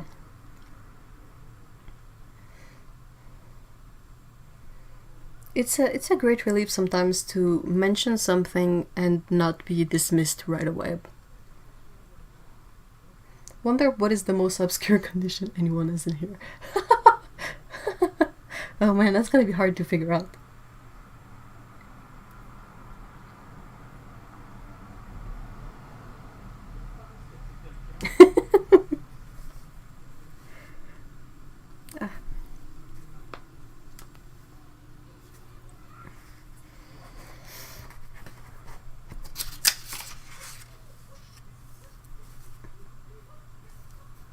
Let's hope I won't smudge everything.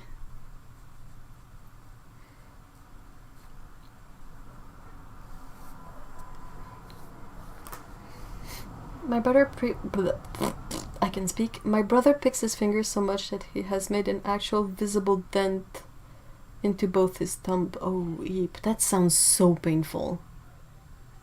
Oh. And I mean, it's really annoying because you use your fingers for everything. Like, so whenever you do a thing, it's gonna hurt.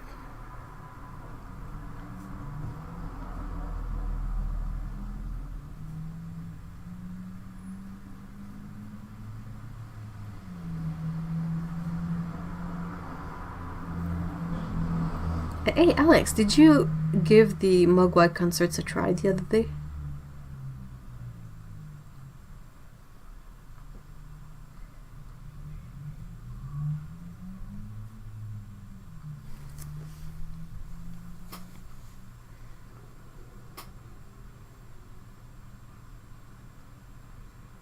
Oh, oof, Lee, that sounds not comfortable at all. Lee says, I did swim team in high school, 3 practices per week. My hair was literally never dry all the way through. Ugh. Pretty sure Mikey wins obscure conditioner. Yeah, I think so. Yup.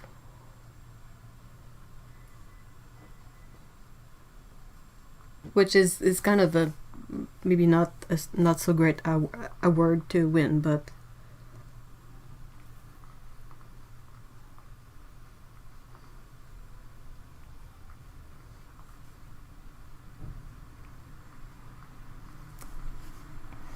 What is everyone's most obscure condition?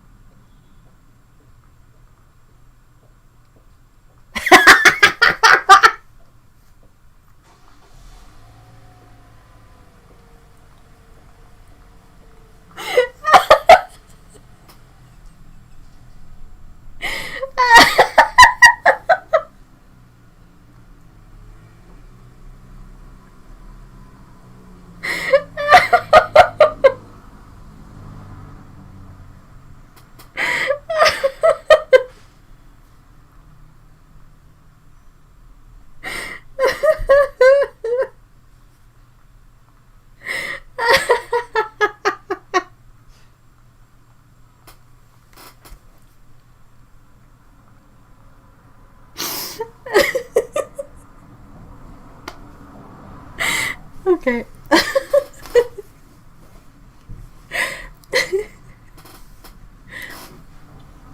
Oh, hey, I'm glad you enjoyed them, Alex. Yay! Come into the Mogwai crowd. Come with us. Oh, sorry, that was good. That killed me. Oh my gosh.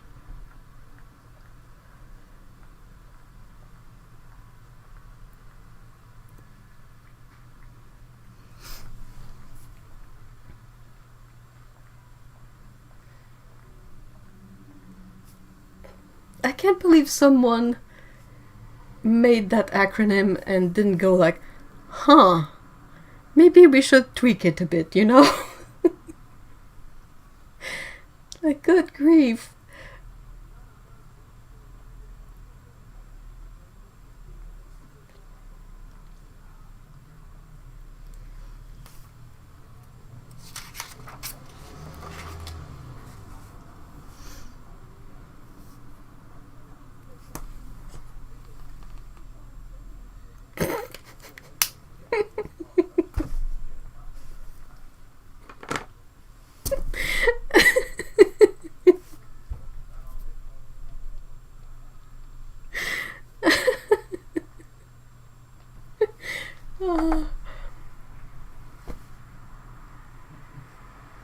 That's, yeah. Or, I mean, okay, other version of the story. Do you think that people, the guy, or the girl, but the person who came up with the acronym, like, was like, what could we call this thing?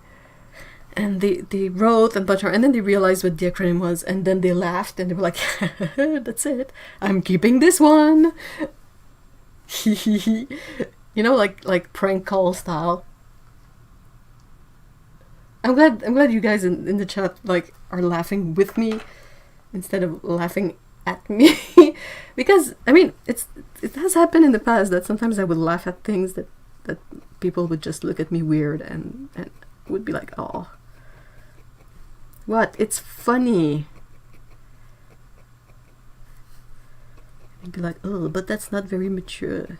Like, yeah, what? Hey, Tsukabu, hi. There's a very serious scientific journal called PNAST.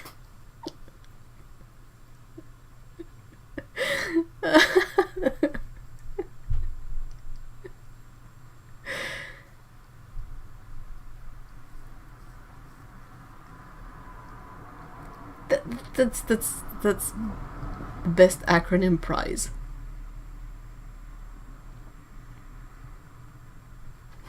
I might get a bit trickier following the beaten rule in here. As long as it's all in good fun. I would 1000% believe that very serious scientists would pick a name specifically because it's hilarious. I hope so. That there have to be some sort of sense of humor somewhere, right? That's the thing I forget with this one, is if you sort of pause when you're using it, it tends to dry up. So I either have to use it or cap it.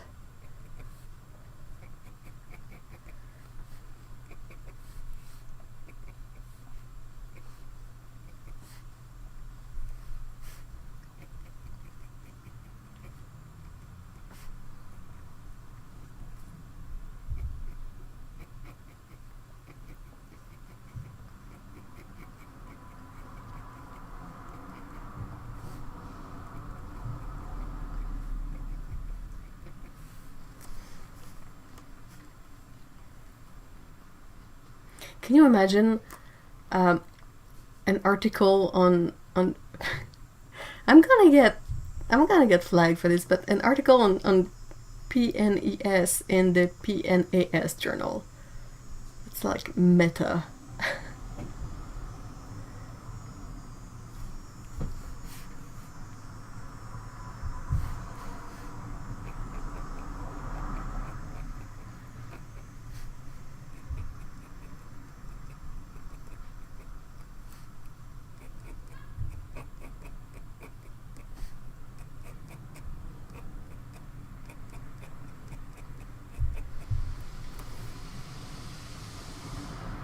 Ever feel that sometimes that we're specifically chosen because we love potty humor? I wonder if there's any in if you can call it a field of industry in which I studied, like animation. I think the thing with animators is that you know that a great big bunch of them will draw unsavory stuff of whatever they're working on, just for like, just because we're generally like a bunch of stupid and immature people, and it's funny, but yeah. Then you get to an actual creep, and that's kind of a different story.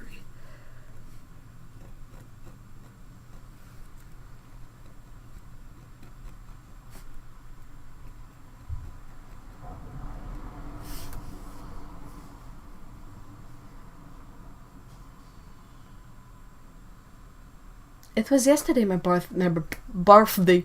Yes, my birthday was yesterday. My birthday. Can't English. Okay, so gotta wait for this to dry a bit. Thank you, Tsukabu.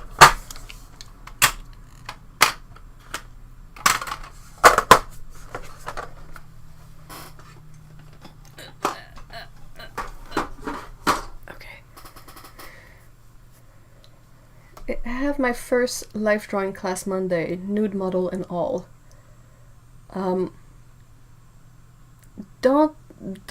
It's kind of the least it's the least hot thing ever. It's usually the models are like very regular people, and it's in a setting that is so what's the word I'm looking for?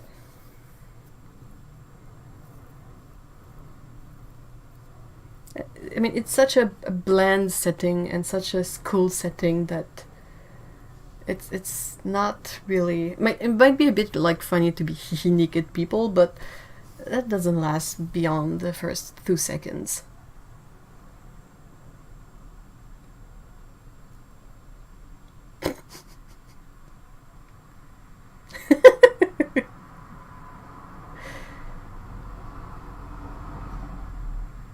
Most native English speaker can't English.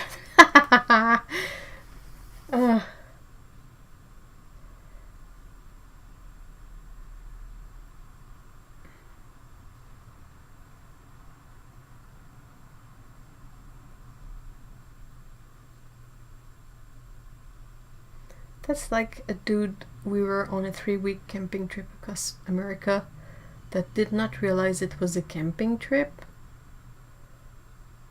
How? I'm only worried because my class is very immature. Yeah. I mean, it's gonna be embarrassing. Like, maybe you'll have a lot of secondhand embarrassment. But yeah, it's so I don't know.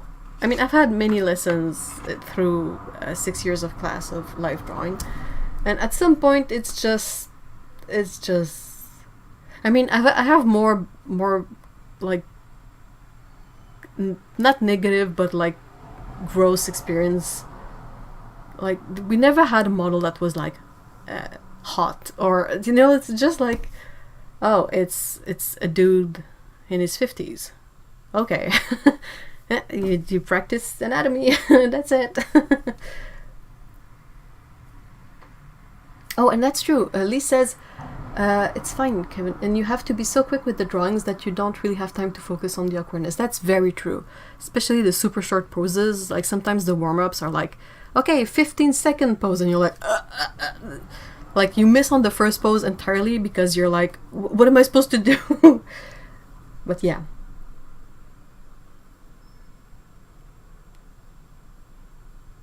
The models are generally not the body types you'd see in, say, the adult film industry. No, never.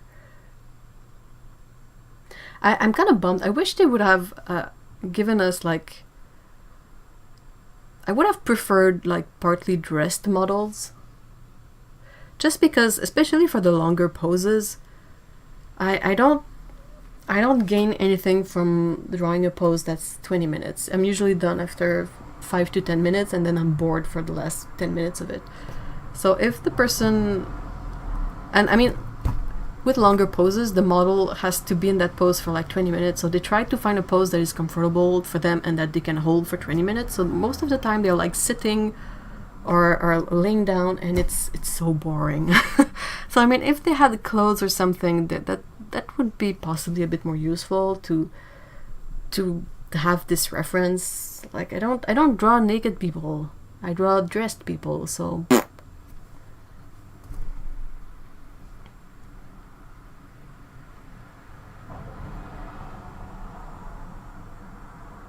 I used to model a bit for life drawing croquis when I was in my 20s. Oh, that's great!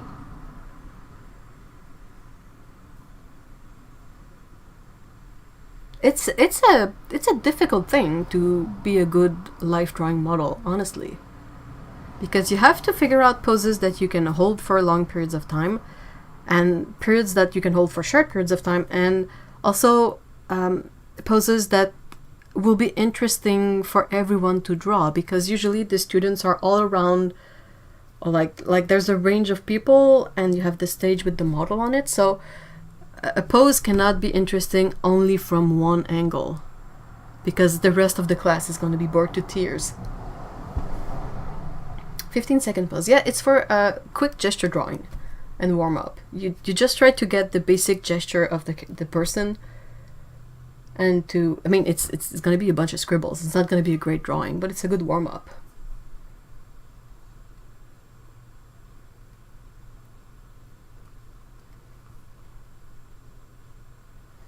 I think I had one life drawing session that was a bit awkward because the model was a little interesting about his pose selection. Oh, I know what you mean. We've had a few of those too. In uni, we had a life drawing course with students from the partner uni. I was lucky, no old dudes. I mean, old dudes is not the worst you can draw, honestly. There was a life drawing session in Toronto at one point that had models show up in costumes. Yeah, I would have loved to have more of that.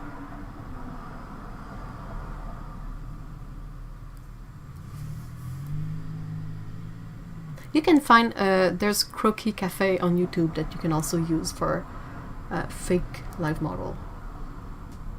20-minute poses are excruciating for the model. Yeah! Especially if you're inexperienced and draw too, and you think, I'll give them a good, not boring long pose, and you shake and die. Yeah, definitely!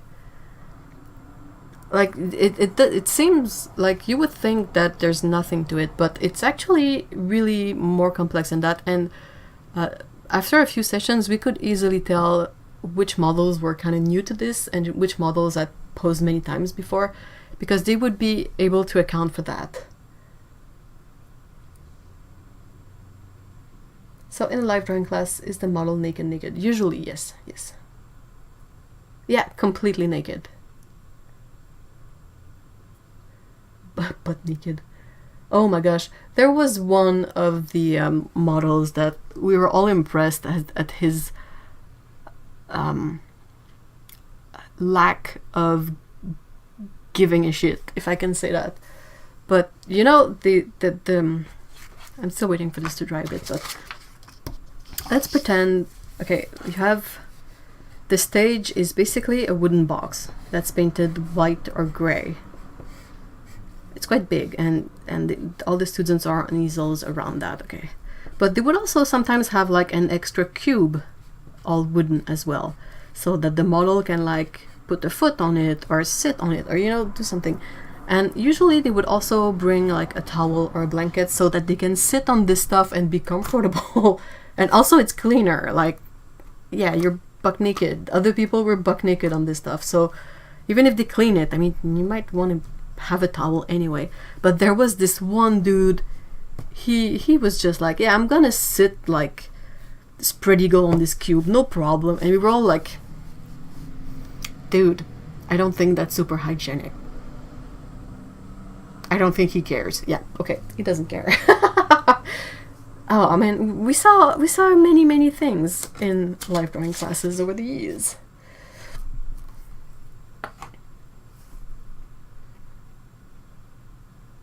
Sometimes they wear modesty patches or patches. I've never had one that wore one, but dude, I would hope that it's perfectly fine to wear that.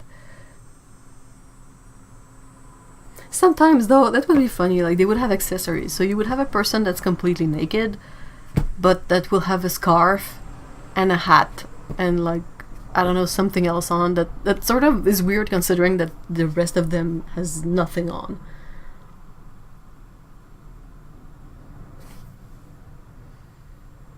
I love drawing old people and heavier people in life drawing.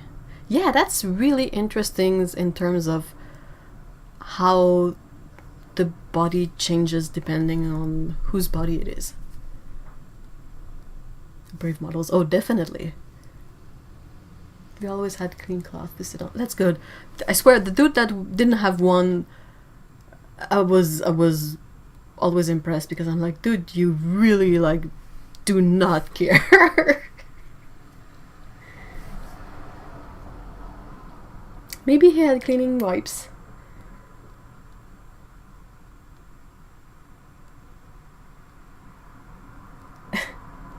Oh no, Otto. I wonder if the models in my class will be wearing a mask.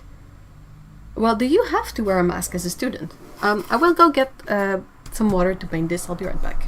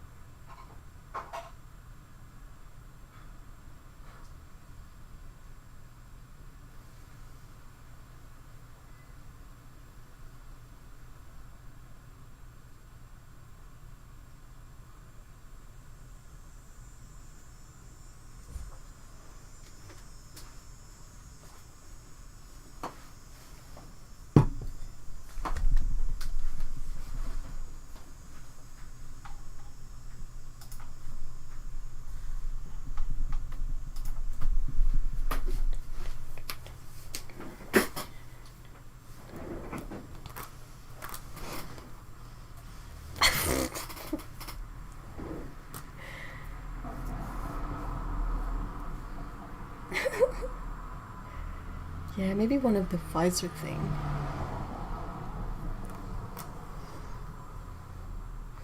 It would make for a really interesting life drawing session if they had, you know, one of the more elaborate masks, like the one that you have the filters outside, like something that's an interesting 3D shape, rather than something that will just cover up their face. Though you technically don't really focus on the face when doing life drawing.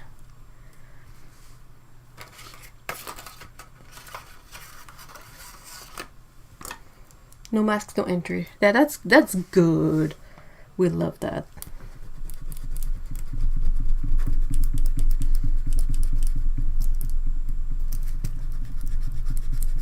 Oh, that's smudged a bit. Boo! Dry. Come on. Ça passe, good. Ça sèche pas. C'est qu'on fait quand ça sèche pas. On se lave la patte. C'est bon. They might have plexiglass between the models and student. That's a good idea, though you would have to be really careful about the glare. Because if it catches the light, you won't be able to see through it.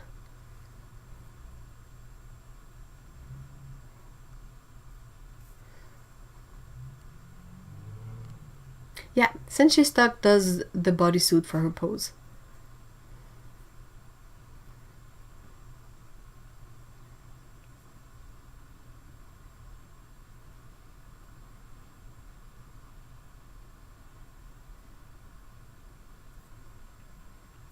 Line of action is really handy, I agree.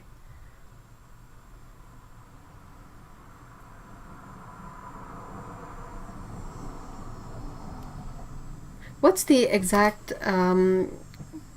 what's the what's the class you're studying exactly, Kevin? Not the one class, but the course maybe?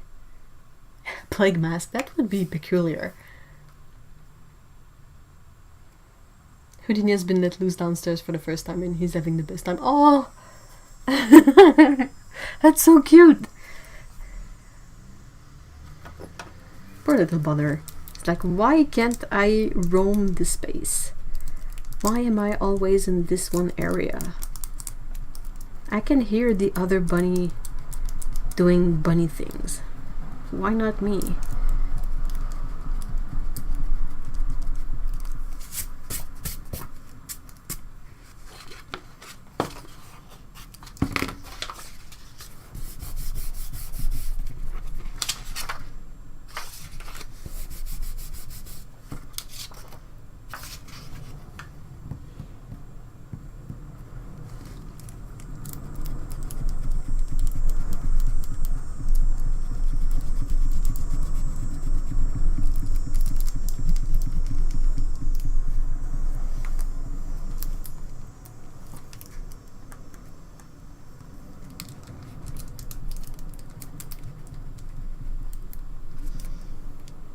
I am making pizza tonight. Ooh, ooh, ooh. Pizza, pizza.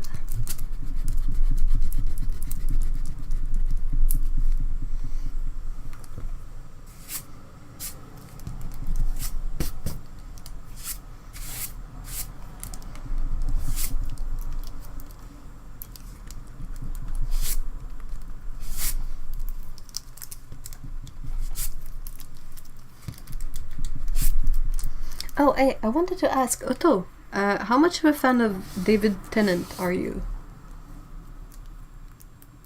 Art and design with illustration and graphics. Oh, that sounds great. That sounds like a really nice combination of things. I'm so glad that they have illustration in there.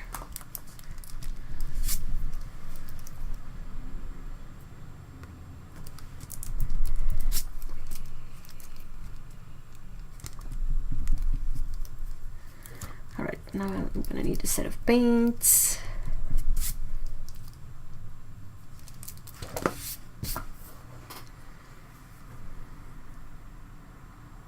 I don't know what we're having tonight. Pizza! We had a shell pasta casserole with tomato and ground hamburger sauce. That's like, that's something that makes a lot of leftovers that are delicious, right? Qu'est-ce que t'en penses, boulette? J'ai une boulette.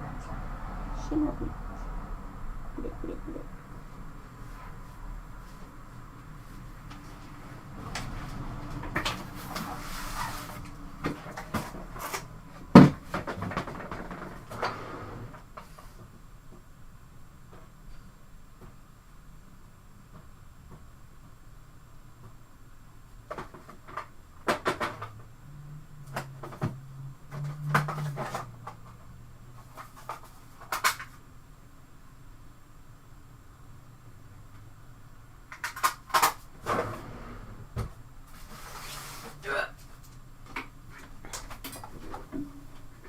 Plop.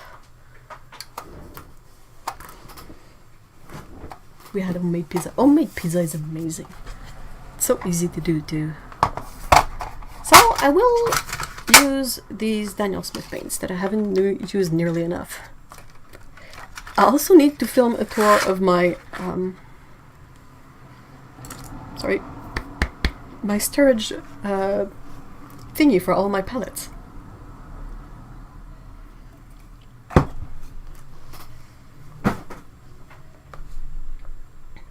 It has made my ability to use all my paints so much more manageable. And I've been going for more different palettes ever since I set it up, which I am so glad. Otto says we ordered pizzas, but what actually happened was one pizza didn't get put in the cart. Was too hungry to focus. Only one small pizza. Oh, that's so sad. What was the side you got? Yes, store of your paint storage.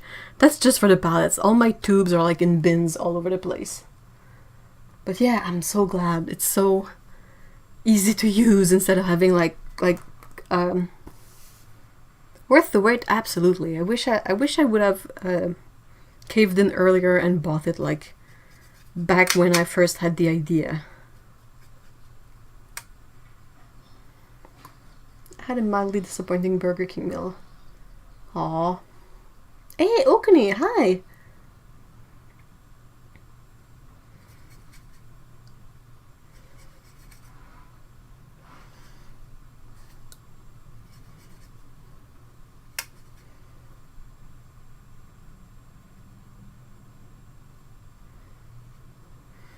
I studied graphic design first, and they were not...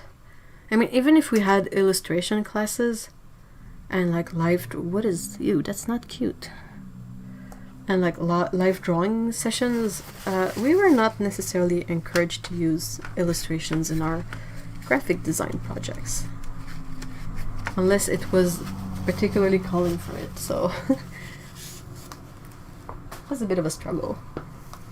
Like having to figure out how you can sort of have illustrations everywhere, but at the same time fit into the graphic design projects. Let me tell you, it did not necessarily work well. It was my birthday yesterday, Akuni. Ooh.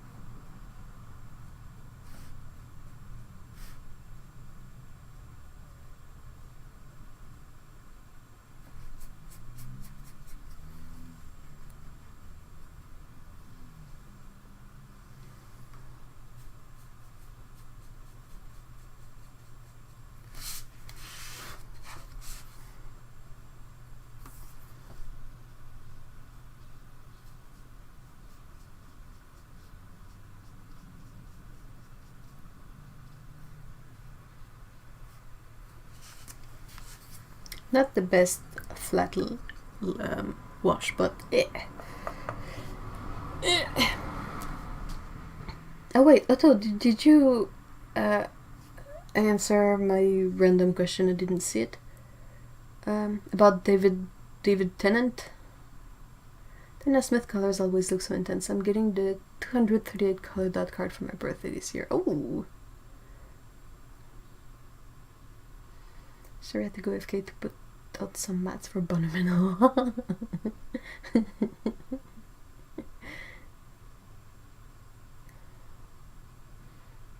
I'm petting Scout and she's like, Mom, no. Mom, let me sleep.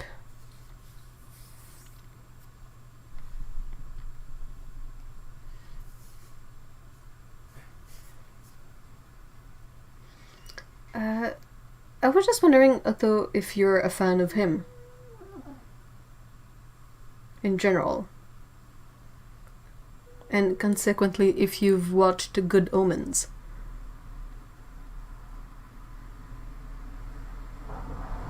He makes a really fine Crowley, I gotta say. I haven't watched all of it yet, but I read the book quite some time ago, and I gotta say, he is really good in his rendition of Crowley.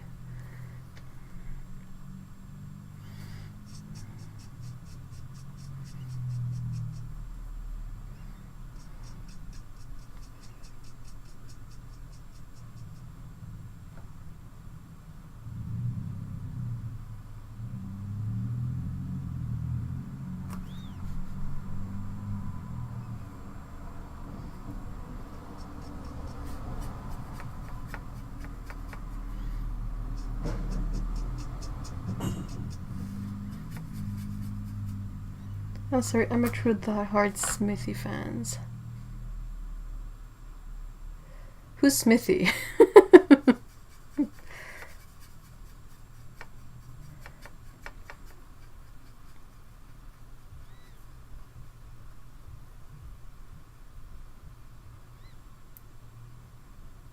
I forgot he played in Harry Potter.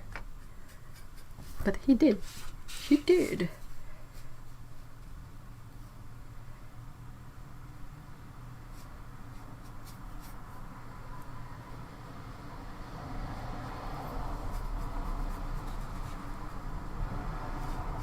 Like, he wasn't just Jessica Jones too, and I was not really sold on the character. That was just an awful. But I really like how he plays Crowley in Good Omens, because he kind of has this sneaky bits to certain things, and it really cracks me up. Oh, Matt Smith. Oh, okay. I mean, I'm not a Doctor Who person. I just. First time I heard about David Tennant was that he was one of the doctors. I was like, oh, okay. Then I saw him in, well, Harry Potter, I guess. Then Jessica Jones, and I was like, okay. And then I was watching Good Omen. I started watching Good Omen. And I was like, oh, he's so good as Crawley. This is so great. Oh, especially 90s Crawley. Oh my gosh. I was like, can we have this one for the whole series, pretty please?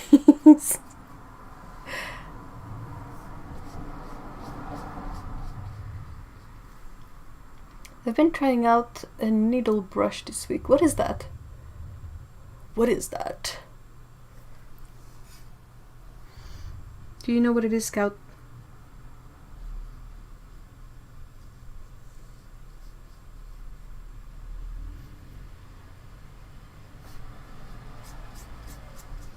I'm excited to watch more episodes of Good Omen now.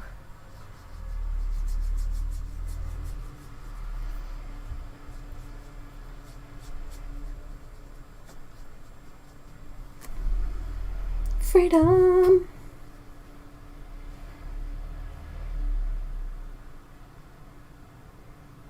Oh yeah, Matt Smith plays Philip in the first 2 seasons of The Crown.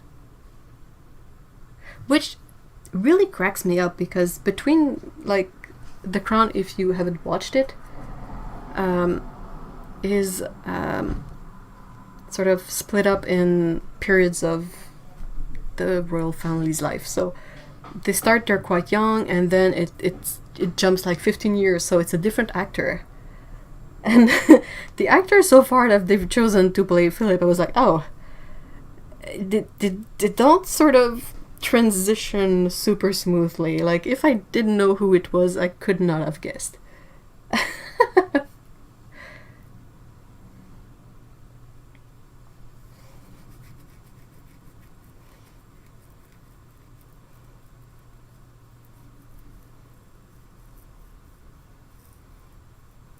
Duke of Edinburgh. That he had never been to before he was named Duke of it. Yeah! I think, if I remember correctly.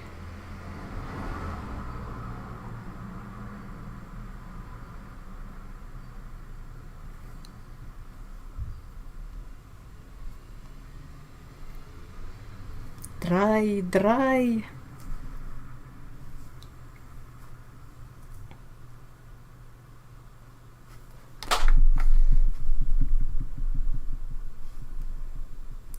Bobby, you give 2 beans. Two beans. Blip, blip. Blip, blip, blip, blip, blip, blip. It's Wednesday, my dudes. I thought it was Saturday.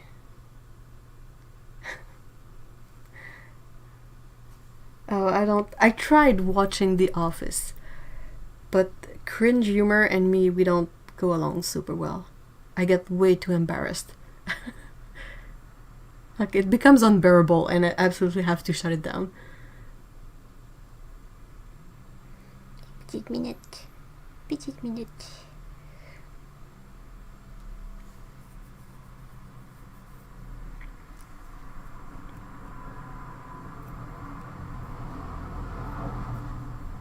Hey, question for you, Tsukabu. Was Robert Pattinson the one playing Cedric Diggory in the Harry Potter movies?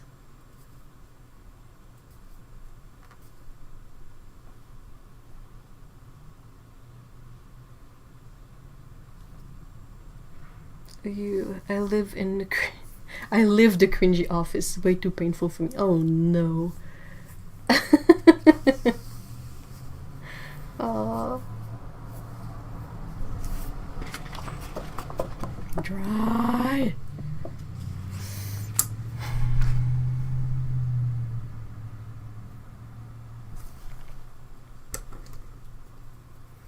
Yeah, I like the humor, but I totally get why people don't like it. Bear is gearing up for the zoomies. Uh-oh, put your helmets on. Yes, he's also playing Batman in the new movie. Yeah, that's what I was wondering, because I watched, like I said, I watched The Devil All the Time yesterday, and he's in it, and I was like, really, we were really impressed, because one of the actors in that movie is the one who played Dudley Dursley. And me and Mystery were like, what? Say what? And then I got to thinking, and I was like, so that's one Harry Potter character, and then I was like, was Robert Pattinson in Harry Potter too? And then my brain couldn't know for sure. I was like, I'm really eager to see that new Batman movie. I think it has the potential of being the good level of, like, emo for Batman.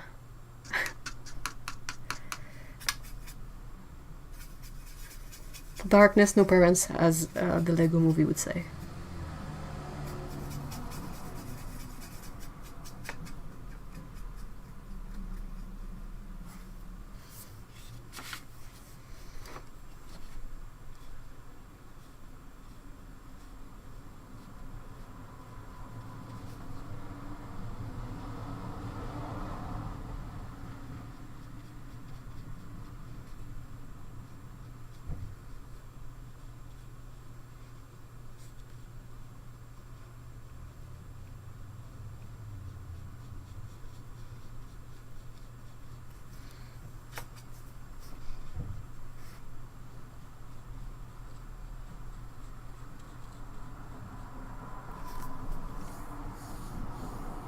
Matt Smith is also in the new Batman movie. Ooh. Neville Longbottom. Yeah, he has the best glow up ever, which was really sort of unsettling because you would see him and it was like, oh, who's that? He kind of reminds me of someone, and then you sort of realize that he's the guy who played Neville, and like, oh, I see. He's a really talented actor. I think he's a great actor regardless. It's just that the Twilight Saga stuff is just bad anyway. Like, you can't really salvage it. It's too flawed. I haven't seen The Lighthouse yet, but I heard he was really good in that too.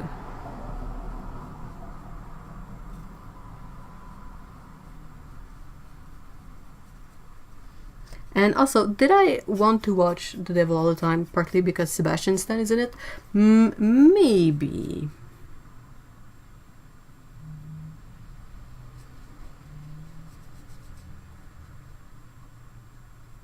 Tom Holland is in there too. I mean, it was a really interesting movie. Not cheerful or anything, but very interesting.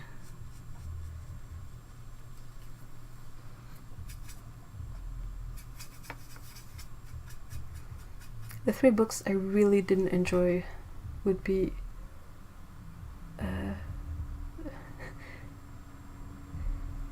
the Detergent, Insurance, and Allegiant.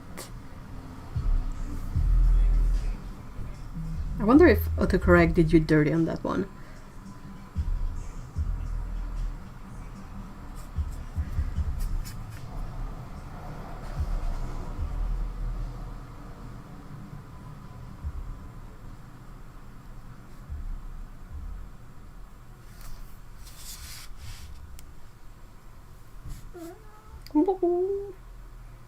I have one of those birthdays that usually lines up with opening weekends, and for years it was Harry Potter and Twilight, which I was okay to go see, but peeps used it as an excuse for poor party plans. Oh. Yeah. Oh, we don't have to plan anything, we can just go see a movie. And you're like, yeah, but like, what if I don't feel like going to see a movie? Divergent, Insurgents, and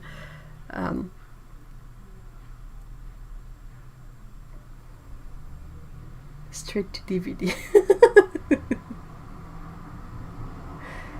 Oh.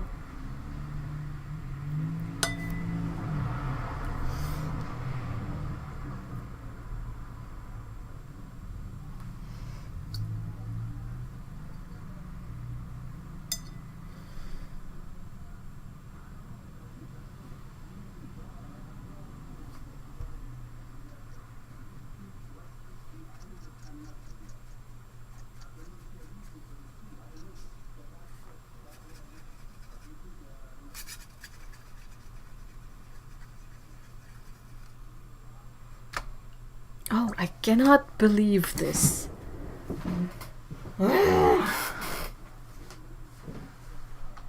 You have to stop playing this stupid song. Nice, good.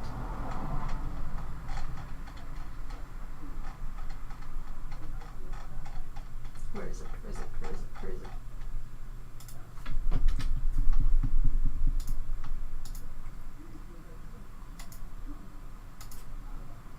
What's the... Jeez. Ah, this way.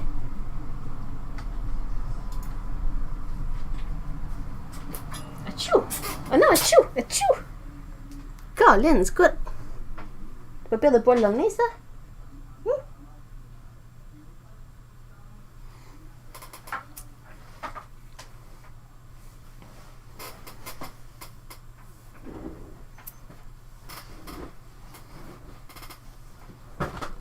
Oh, poor Udini.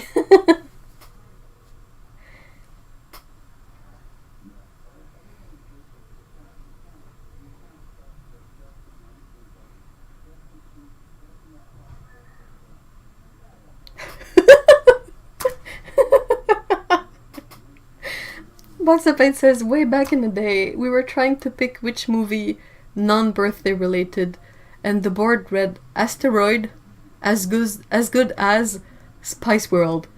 It was freaking lying. It's such a funny way to put these in order.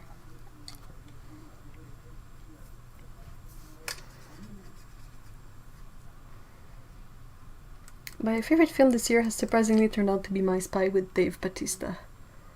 I hate kids' film, but I love it. Oh, that's interesting. Favorite film this year? Ooh, that's a tough question.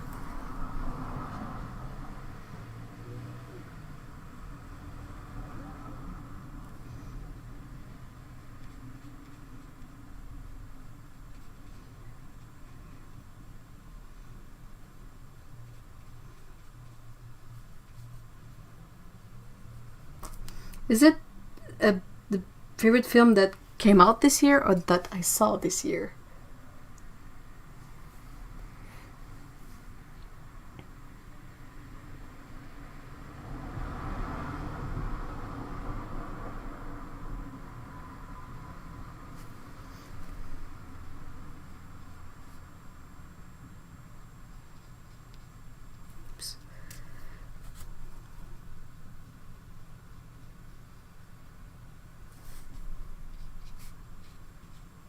Oh, why? Come on, brain. Try to paint within the lines, for Pete's sake. Peeling green is not a color that enjoys being lifted off.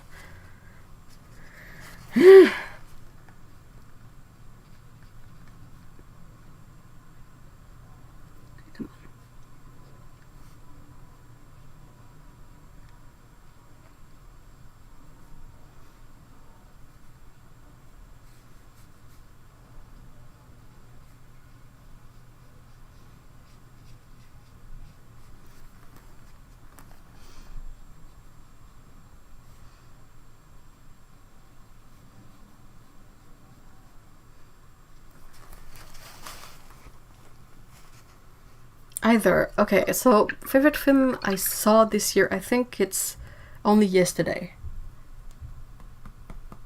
But that was made like in 89 or something. Films that were made this year. Ooh, I don't think I saw many of those though.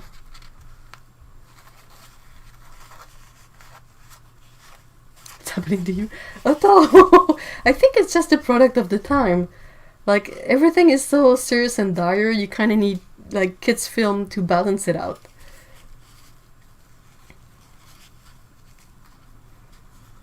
Worst movie, Kilocons from Outer Space.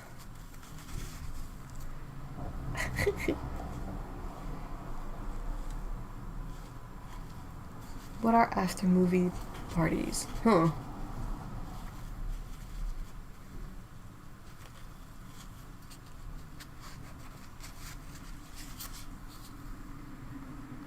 Can't say about movies, but series has to be The Boys on Amazon. That was a really striking series. I really enjoy watching Cobra Kai. The first season was so good.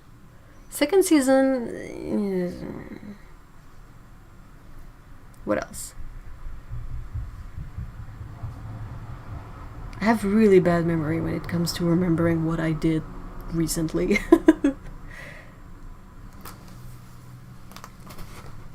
But yeah, oh my gosh, Only Yesterday, I loved it so much.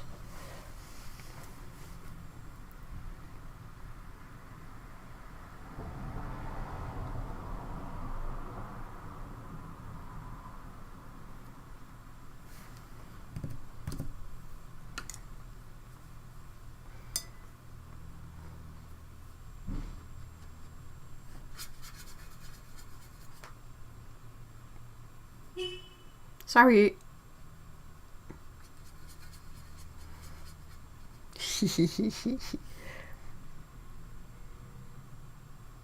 Amadeus. Is that the older movie? Or is that a new version of it? Has COVID affected film production? I think it has, because film production is a lot of people together working towards something. So if you cannot have people on set managing everything, and then the actors and all of that. So I think everything has been sort of pushed back.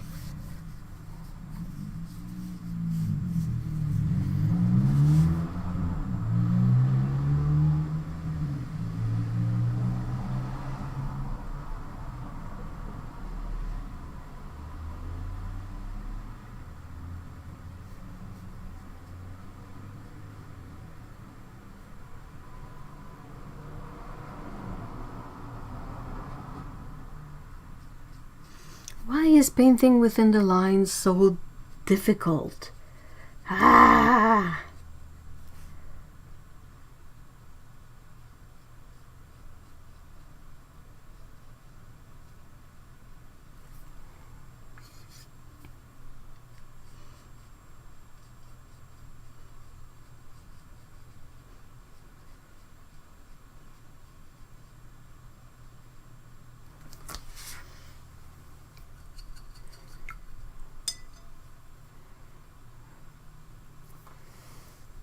Amadeus, the 1984 movie. Okay.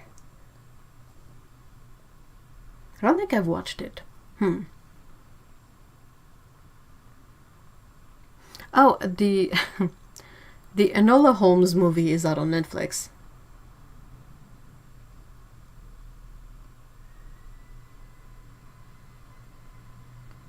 It's yours.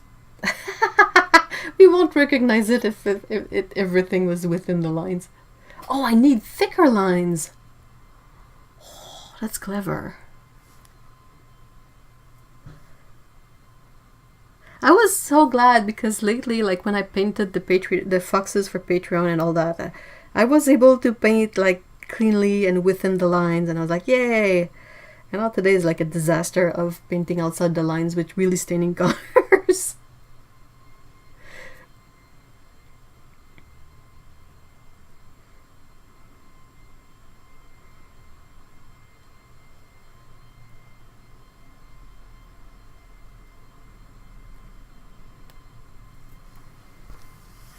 Has anyone seen the Enola Holmes movie? I haven't yet. I'm terrified of it. I think the only good thing it has for itself is that their non-canonical version of Holmes is sort of Henry Cavill. So I'm like, well, at least there's gonna be something handsome to watch on screen. But aside from that, oh, this is a trope that I have a really hard time with. Some, like, 1 in a million times it's done well, and you're like, okay, that's kind of cool. But aside from that, I mean, talk about breaking my brain with blech. Blech. I don't do this whole like, but they have a secret sister and she's more better best than both of them, and I'm like, ugh. No, please don't.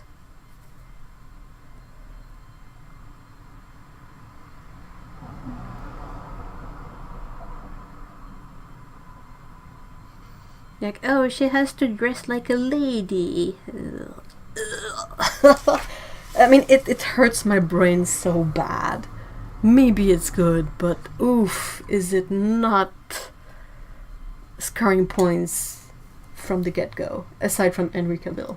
Because, hey, Paintbrush goes, nope. Ooh, Blade Runner, yeah. Judge Judy. Oh yeah, the original and the new one. The new one by Denis Villeneuve is so good. Henry Cavill is said to be quite good in this movie. He's possibly the only good thing in there.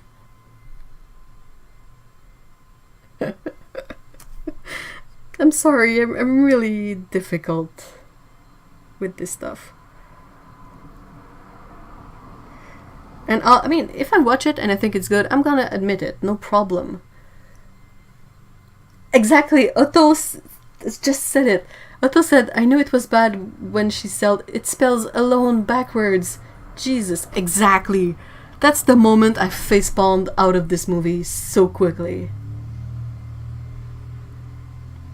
Oh, thank you so much for being here, Lucine. Have a great day. Or night, or weekend. I like that Cavill is actually no slouch at acting too. He can act for sure. Yeah, I didn't think he could, because all I'd seen him in was the Zack Snyder Superman movies, which are terrible. But dang, he was good in The Witcher.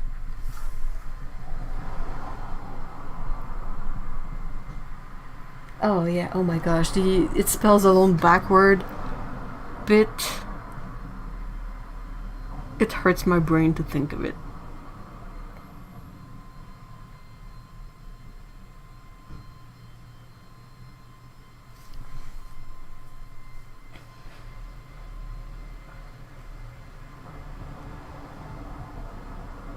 I should make a blanket fort, I promise I'm eating. There's no age limit on blanket forts, you're fine.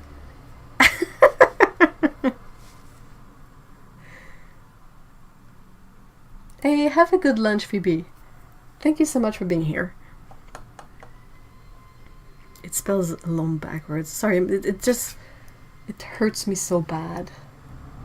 I also saw an article about how the girl found it hard to act in her native British accent. She's not British, I think she's American.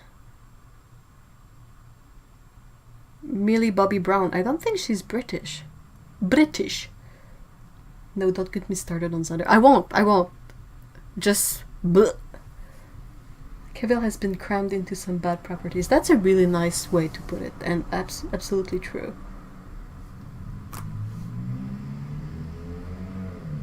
Jesus, you're not exactly Gary Oldman.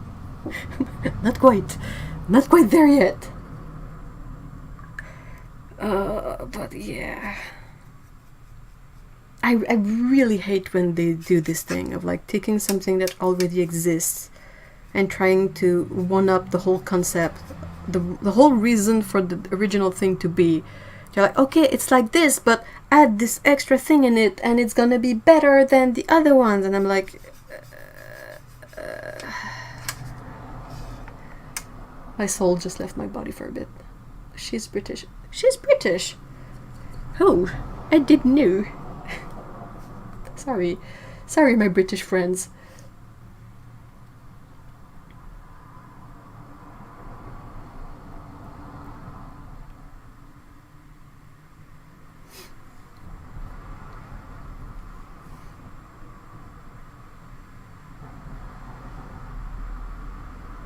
Oh, Cavill, yeah.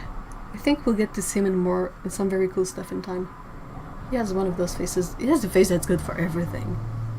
But yeah, I think with something like The Witcher and, I mean, possibly this Enola Holmes movie thing, it sort of takes him out of the really bad Superman thingy.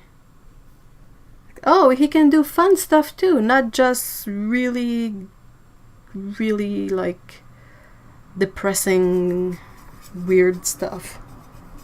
Okay, good to know.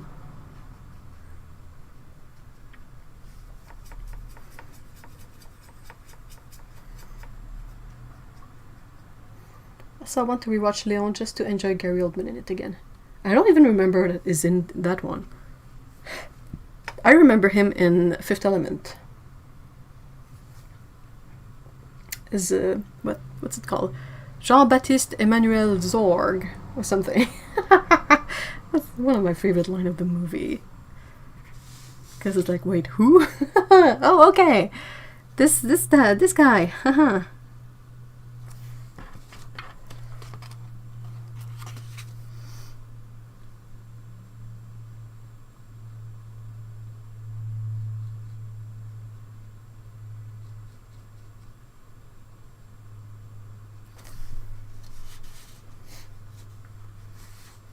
Also, apparently he's a big old nerd boy. He's amazing in Fifth Element. He's absolutely excellent in Fifth Element. Oh, I loved him in Harry Potter. Oh, Zorn, sorry. Jean-Baptiste Emmanuel Zorn. Zorn the painter. That would be funny. I loved him a lot in Harry Potter. That's one of the first things that really took me out of that franchise, is how J.K. Rowling wrote the exit of his character, and I was like, nope, not having it. Bye. I'm out. Not dealing with this. You don't take my favorite character and do that. You can't. You don't get to do that. No way.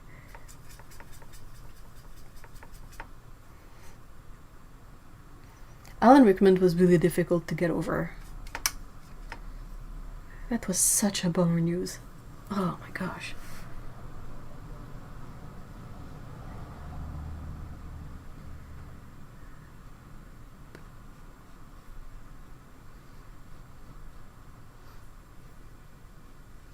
Isn't it one of those actors who kept it really private until like the very last minute, and you don't really have time to sort of wrap your mind around it before it happens, so it's kind of harder that way. Gosh. That was the same year as David Bowie, was it? And like Carrie Fisher? Ugh. Okay, let's talk about happier things, okay? Happy. What started you putting clothes on cats in your art? That's a good question, actually. I think it's either when I make them do more human things that I feel like if they do human things, it feels weird to have them not put on clothes, but also because it's kind of fun to draw clothes on them. Not gonna lie, it's just, you know, hey, it's a cat in a sweater, why not? How about Lee Pace in the fall? How about Lee Pace all the time? Huh.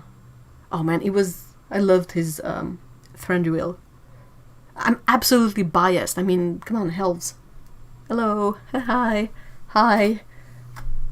But in The Fall was an absolutely gorgeous movie.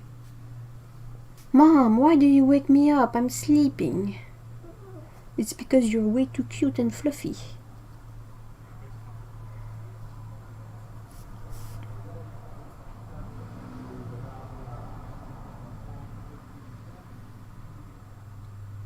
I want that green sweater too. Along with the outfit from the Patreon. I would love to. I kind of really like clothes. Not necessarily like all the trends and whatnot, but I think clothes are fascinating in a way. So it's kind of one of the reasons why I think it's super fun to be able to draw just whatever on my cats.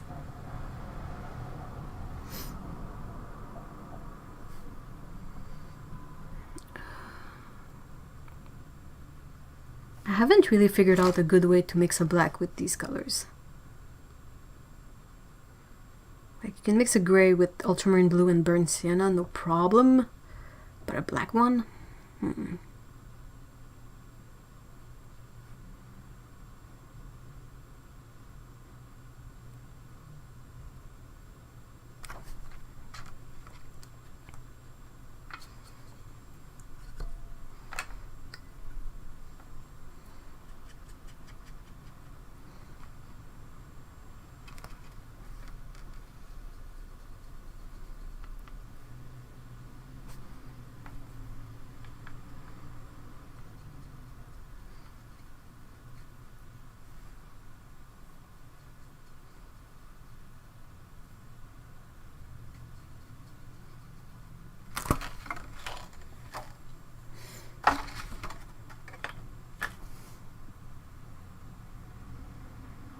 Oh my god, yes, Lee Pace.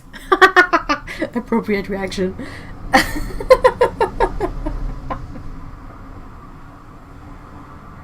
love the outfit on the OC you did recently. I don't think I remember, but thank you.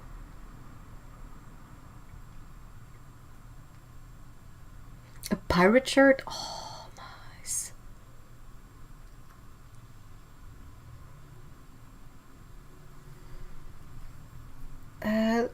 Well, it's the I think I mixed one, but I mixed a phthalo green blue shade and their permanent alizarin crimson. It's a bit green, but I could add a bit more of the crimson in it, I guess. Oh yeah, that's a bit more black. Kind of decent enough. Question: what do you coat your swatch cards with? What do you mean? Like, to have a good one nearby. Sorry. Swatch cardy, where are you? Do you mean for the black area?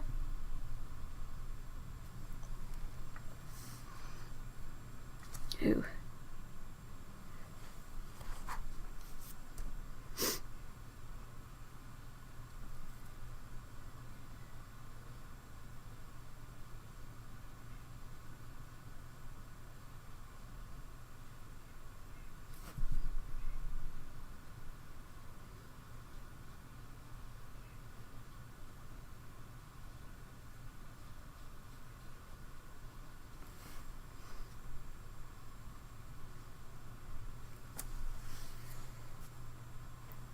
Oh!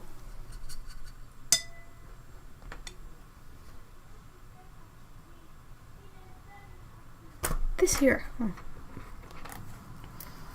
That's, what's it called? Like adhesive covers? Like, you know the big roll you get of transparent adhesive plastic that you can cover up textbooks with?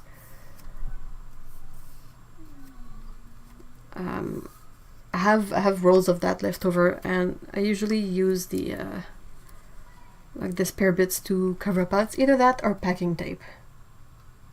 It's just so that it's waterproof, because if some paints get on them, it's gonna be unaffected by it.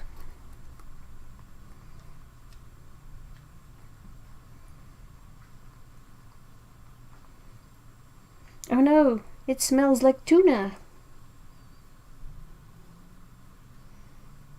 Yeah, the sticky back plastic, the one you can buy in rolls that are about, what, 2 feet long, and it's a roll, so it has many feet in length, and you can cut it to size. People used it also to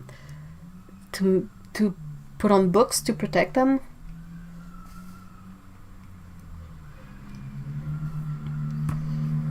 Packing tape also works. The problem with this is if you want to cut it flush to the paper, like it's not, if water gets in between, it's gonna wet anyway, but it's kind of just something I can toss in my palettes. Ah.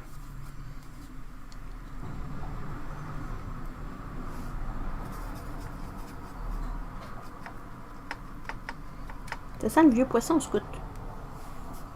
C'est ça le vieux poisson.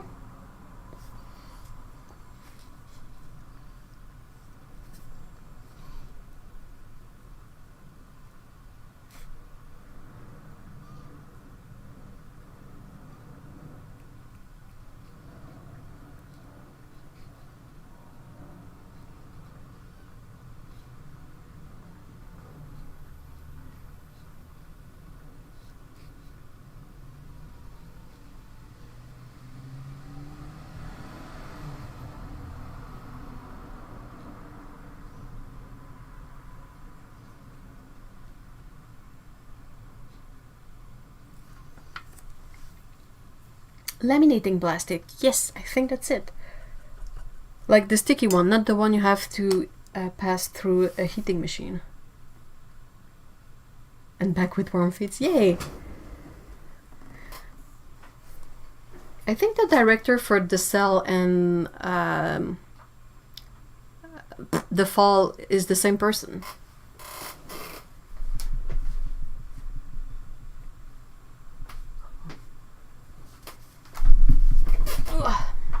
Tarsem Singh, yes. Yes.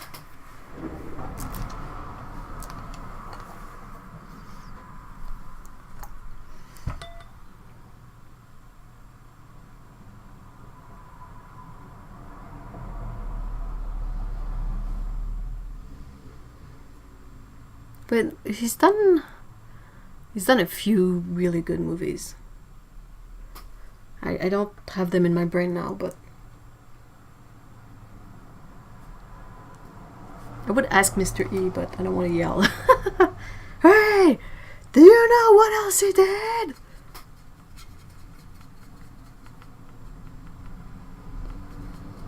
I'm not sure, but I think...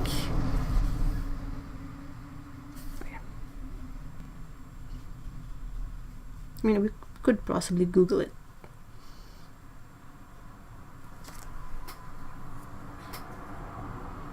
Oh, the Mulan 2020 remake is a nightmare. It's my phone. Écoute, donne-moi mon téléphone. Oh, sorry. Vincent D'Onofrio. He's good.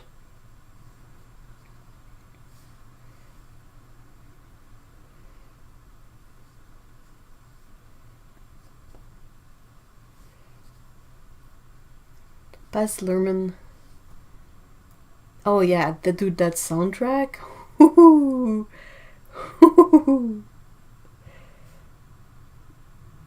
it has one of my favorite Radiohead songs on it. Oh yeah, I don't think you can watch it. That and Moulin Rouge Auto. It has too many flashy things going on. Okay, so Tarsem Singh did The Cell, The Fall, Immortals, Mirror Mirror, and Selfless.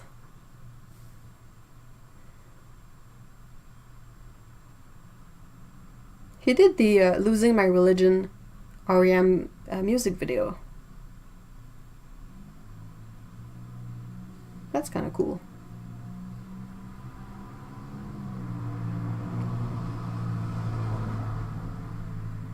Tea was spilled for that one. A lot of tea.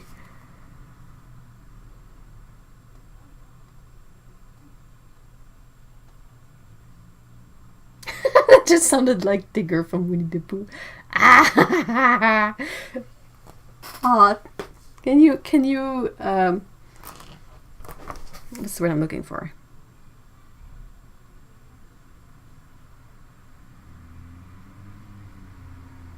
Basically, it's fairly obvious that Tigger was my favorite, right?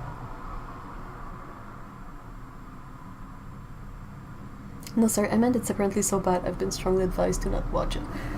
I don't think it's a movie that has survived the test of time, but back then, Romeo and Juliet when you're a teenager, at that time, that was golden.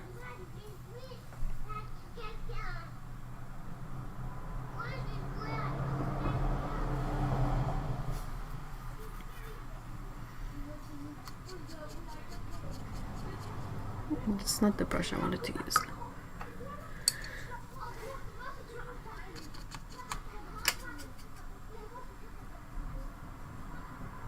I don't like that color.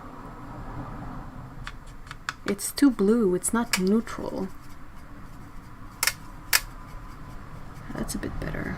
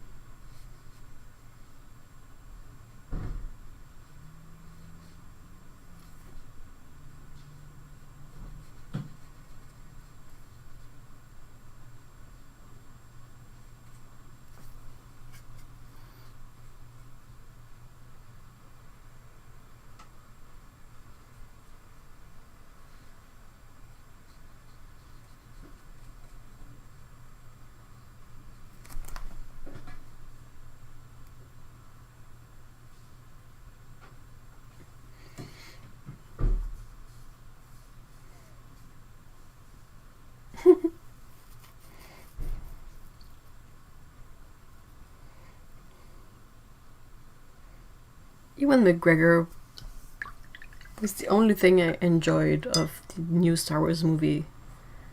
Somewhat. Ugh.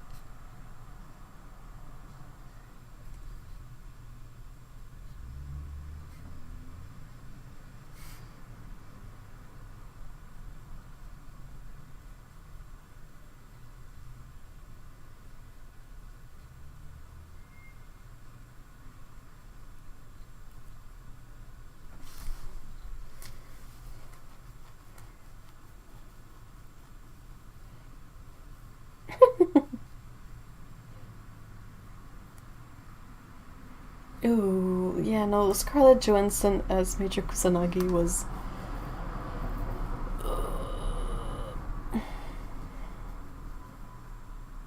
Oh no, okay, let's talk about something else. No,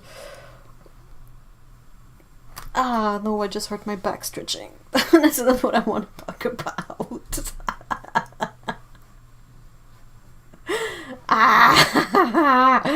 No.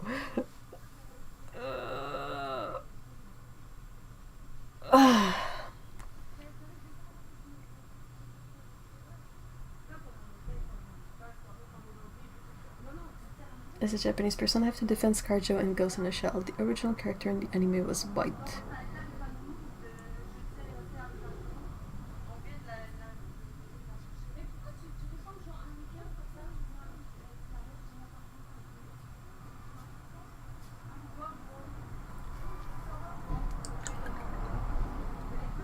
I don't really know exactly. Like, I've watched Ghost in a Shell, the anime, many times, and I always just felt like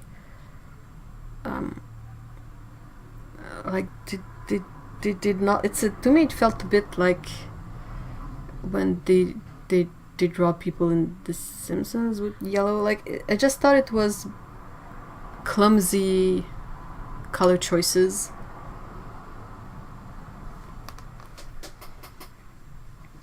Rather than... Also, she's kind of a robot, so...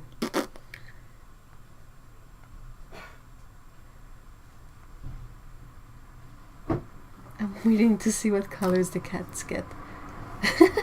Yeah, I would have done it earlier, but I'm a bit not sure. Like, my go-to is orange cats, but there's a lot of orange colors in this one, so I'm like,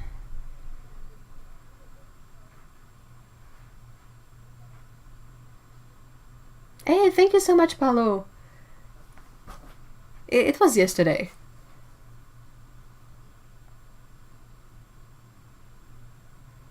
So I guess today I'm officially older. I'll start hurting your back stretching. Sounds like we're getting old. And out of shape, mostly.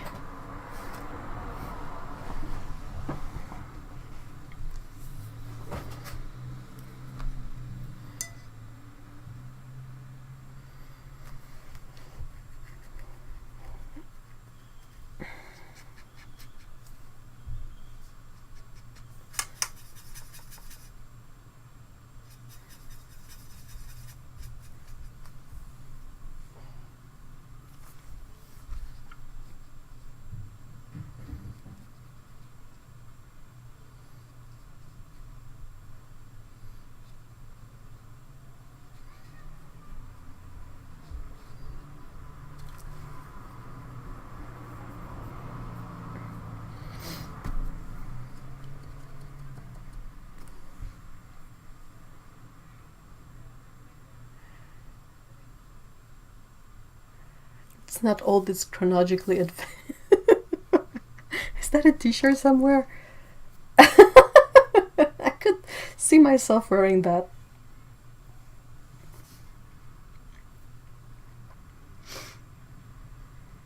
I kind of want to make one of the cats a black cat. So possibly the one that is not wearing black leggings.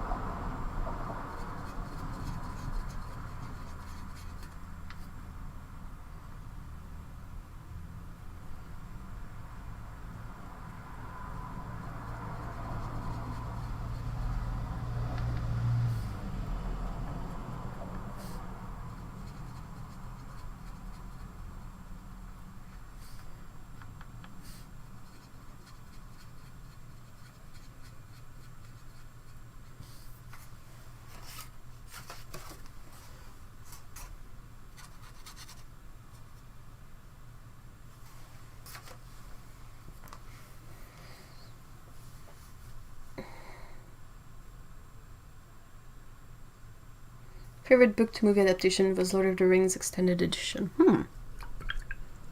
It's a really rewatchable one. I would agree with that. Favorite book to movie adaptation? Well, I'm really eager to see the Dune movie that's coming up. I'm super excited. I think Paulo is probably too. I was like, oh, I absolutely can't wait to see this. So it's done by Denis Villeneuve, who has done great movies, and it's like from here, and I'm like, oh, please make it good. Come on. I have faith in you. Don't disappoint me, please.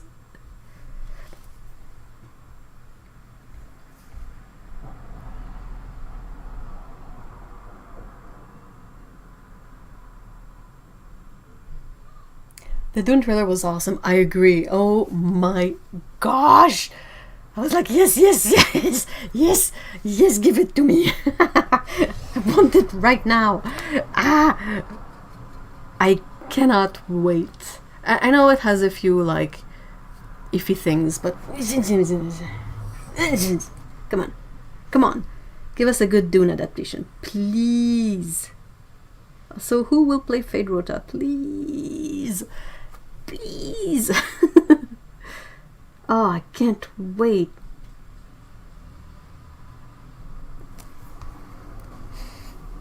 I hope the Dune movie will be good too, and yes, very happy with the trailer. Yay! I would have liked to have seen Diana Rigg as the Bene Gesserit. Well, it's oh no, I can't think of her name, but she does a really good job. The actress they picked to do her. Oh no, the David Lynch version is quite interesting. I love it. It's weird, and it's very weird at times, like that bird bikini that Sting is wearing at some point, and Sting has a hole in there is kind of peculiar, but it's a nice, interesting movie.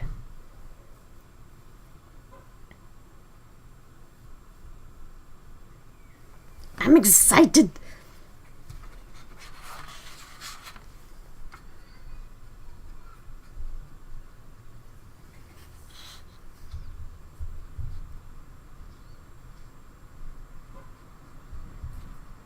I was saying, like, if anything, if for some reason the movie turns out to be not very good, it's gonna be pretty at least. That's the very least. Like, it's a gorgeous movie so far. I love what they did with the sandworms, and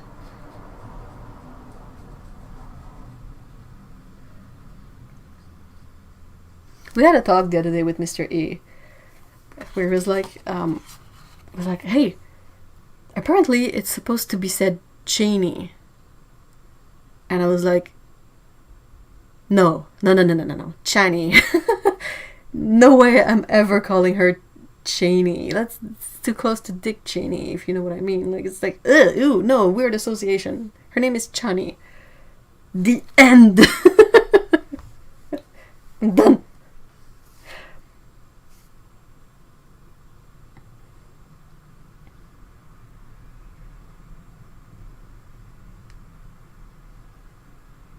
Oh yeah, the David Lynch version is weird and very weird, but that doesn't make it like bad. It's super interesting because it's weird, I think. I squealed when I saw the new sandworms. Yes! Oh, I'm glad. Lots of Dune fans in here. Oh, Scout disagrees. Scout is like, Mom, shut up, I want to sleep. You're getting all excited over something silly I don't understand. Stop talking.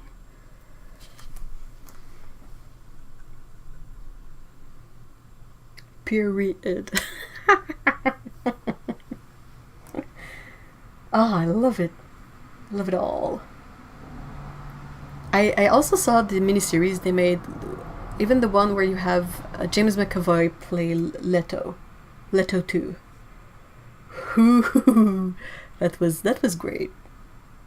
Did you know the costuming for the original had the navigators wearing body bag material? Oh yeah, definitely. Oh man, I was looking at the preview on Netflix the other day, and I remarked, I was like, they really look like they're wearing trash bags, right? a body bag. That's fitting. Also, if you guys have Netflix, check out the definition, the description they put of Dune on there. One of them is really like boring and ordinary, but the other one is mind-blowingly funny. It says it ends with something like things are crazy in the year 10,000 and something. And I'm like, what? There is one person at Netflix who is sometime like having a blast coming up with those descriptions. The one for Vikings was equally like epic. And I really tried to spot the descriptions that are probably written by the same person that's like really into it. And it makes me laugh so much. It's so over the top. To be honest, I mostly just like the first book. I haven't read the rest of the series since I was in my 20s. Oh, that's interesting. I kind of really like the later books when you get to Miles Teg and all that weird stuff that goes on in the later books. The books they wrote to finish the series are absolutely terrible. I do not recommend reading them at all. It was a traumatic experience for me. To come from something that is so well written and so intelligently written, and then to read the two final book they wrote later on, like, not by Frank Herbert, that was a really, really unpleasant thing to do. I did not appreciate it.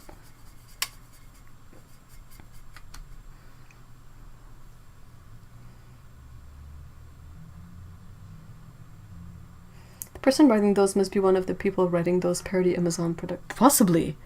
Seriously, it's the same kind of hilarious nonsense that you're like, wait, what? I mean, things are crazy. Maybe I should reread some. Yeah, by all means, if you feel like it. Like, you have Dune, then you have, what, Messiah, then Children of Dune. What's the one after?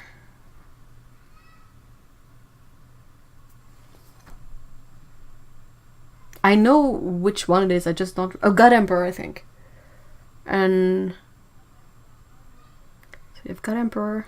I know one of them is Heretics. I always get confused in the last one because a bunch of them are like, something of Dune. And I'm like,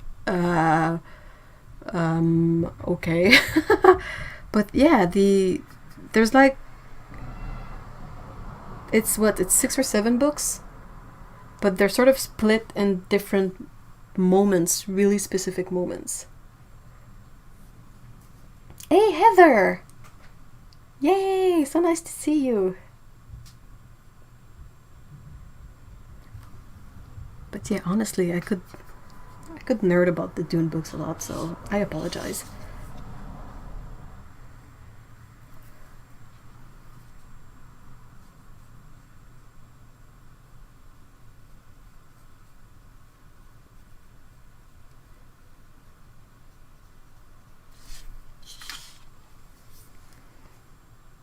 My dad had all the books. Oh yeah, all the original books are all the original plus all the extras that were written by his son and author Kevin J. Anderson. I read a bunch of them, and some are quite entertaining, but it's really not on the same level as what Frank Herbert wrote.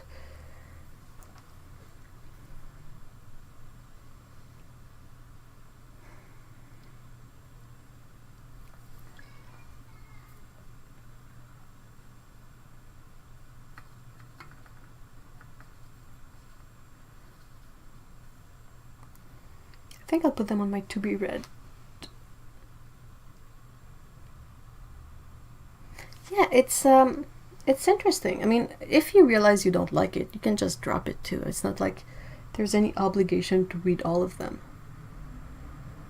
But yeah, it's interesting. Like it took me more than one try to get to read the first book, but once I was able to sort of get hooked into it, I couldn't stop. So I read them all, and really the subsequent books are some of my favorites. Because you start seeing... I mean, the whole concept of the Dune books is like a plan spanned over millennia. So the more you read, the more you start sort of seeing the repercussion of what happened so long ago, and it's really interesting. It's not something set in like 2 years where you barely have time to see the repercussions of what happens. All the originals and a few of the volumes is Sun wrote. Okay.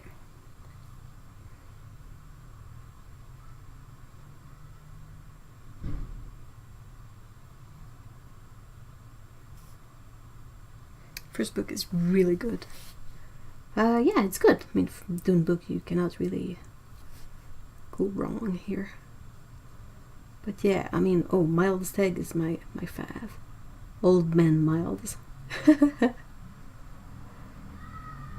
It gets so weird and it's interesting later because you have all these stuff about clones and like all the ancestry of some people and the honored matres coming in. All this stuff that is really interesting. Ev, will you be watching the Foundation series? I don't know yet. I'm not... Asimov hasn't really grabbed me yet. So I don't know. It might be a bit too... like, not enough fantasy-ish for me. But, I mean, if it's good, I'm going to watch it, of course. If it's interesting.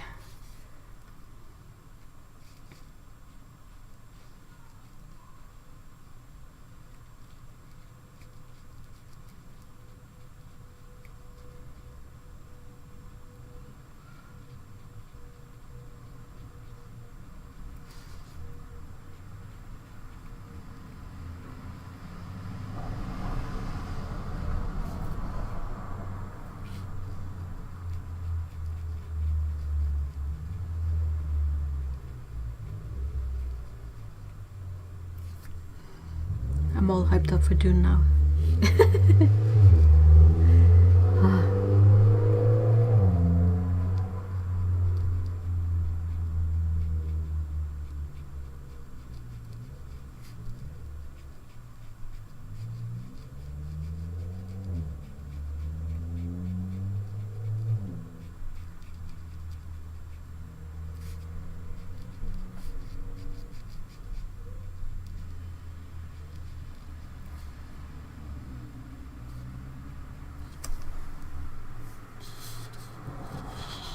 Fleetbase is a dragon rider. Fleetbase has anything. I'm really looking forward to the new Dune movie. Yay! Oh my gosh, I'm so glad. That means that we'll be able to be a bunch of ramblers about Dune when it comes out on the Discord. Hey, thank you so much for being here at Tsukaboo. Have a nice weekend. Yeah, it's 5:22. Oh, this has been a bit of a long one. Dune, Dragon Riders, Hitchhiker's Guide, the Caturday Livestream mantra. Oh man. It feels like in our community you may mention what you like and there's going to be at least one of the people who likes it too. We seem to be covering all sorts of areas of pop culture, so I think that's great.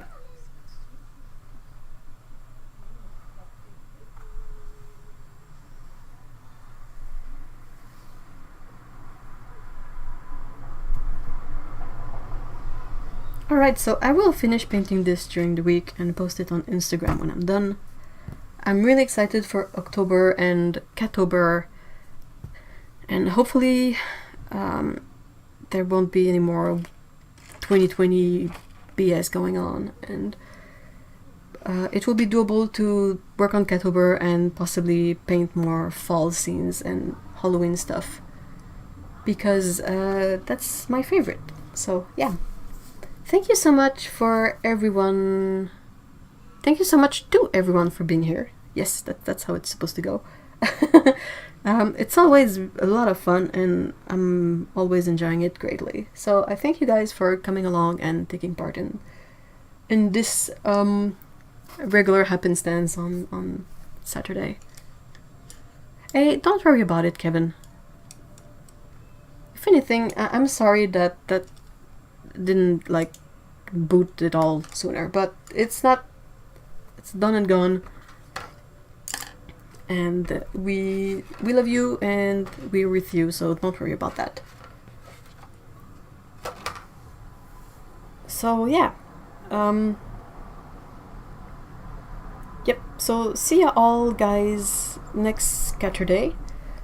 Also, I want to mention, perhaps you didn't quite notice, but Lee has started to have a live stream on Friday. It starts at the same time that mine starts, so it's 2 p.m. EST. What is our time zone? But anyway, and it's just good fun, and it's a focus more on botanical art, so it's really, really fascinating to watch, I find. So yeah, thank you so much guys, have a great weekend. If you have any questions, feel free to ask. We have a Discord, the link is in the description if you're not on it yet, and it's a really fun place to chat about all sorts of stuff during the week. And yeah, that's basically it. So have a great weekend guys, stay sane, and yeah, if anything, we are here to help or support you guys, so that's what a community does. Yay! Alright guys, have a great weekend, bye bye. Oh, hold on, also daylight savings is coming up. Ev, is your time changing within next week or so? I don't know, but whenever daylight savings happens, it's gonna switch to whatever 2 p.m. is with the new time. So might be 1 hour earlier for you guys, I think. Those who don't follow the same daylight savings as we do. Anyway, we can see about that on the Discord. So, bye again.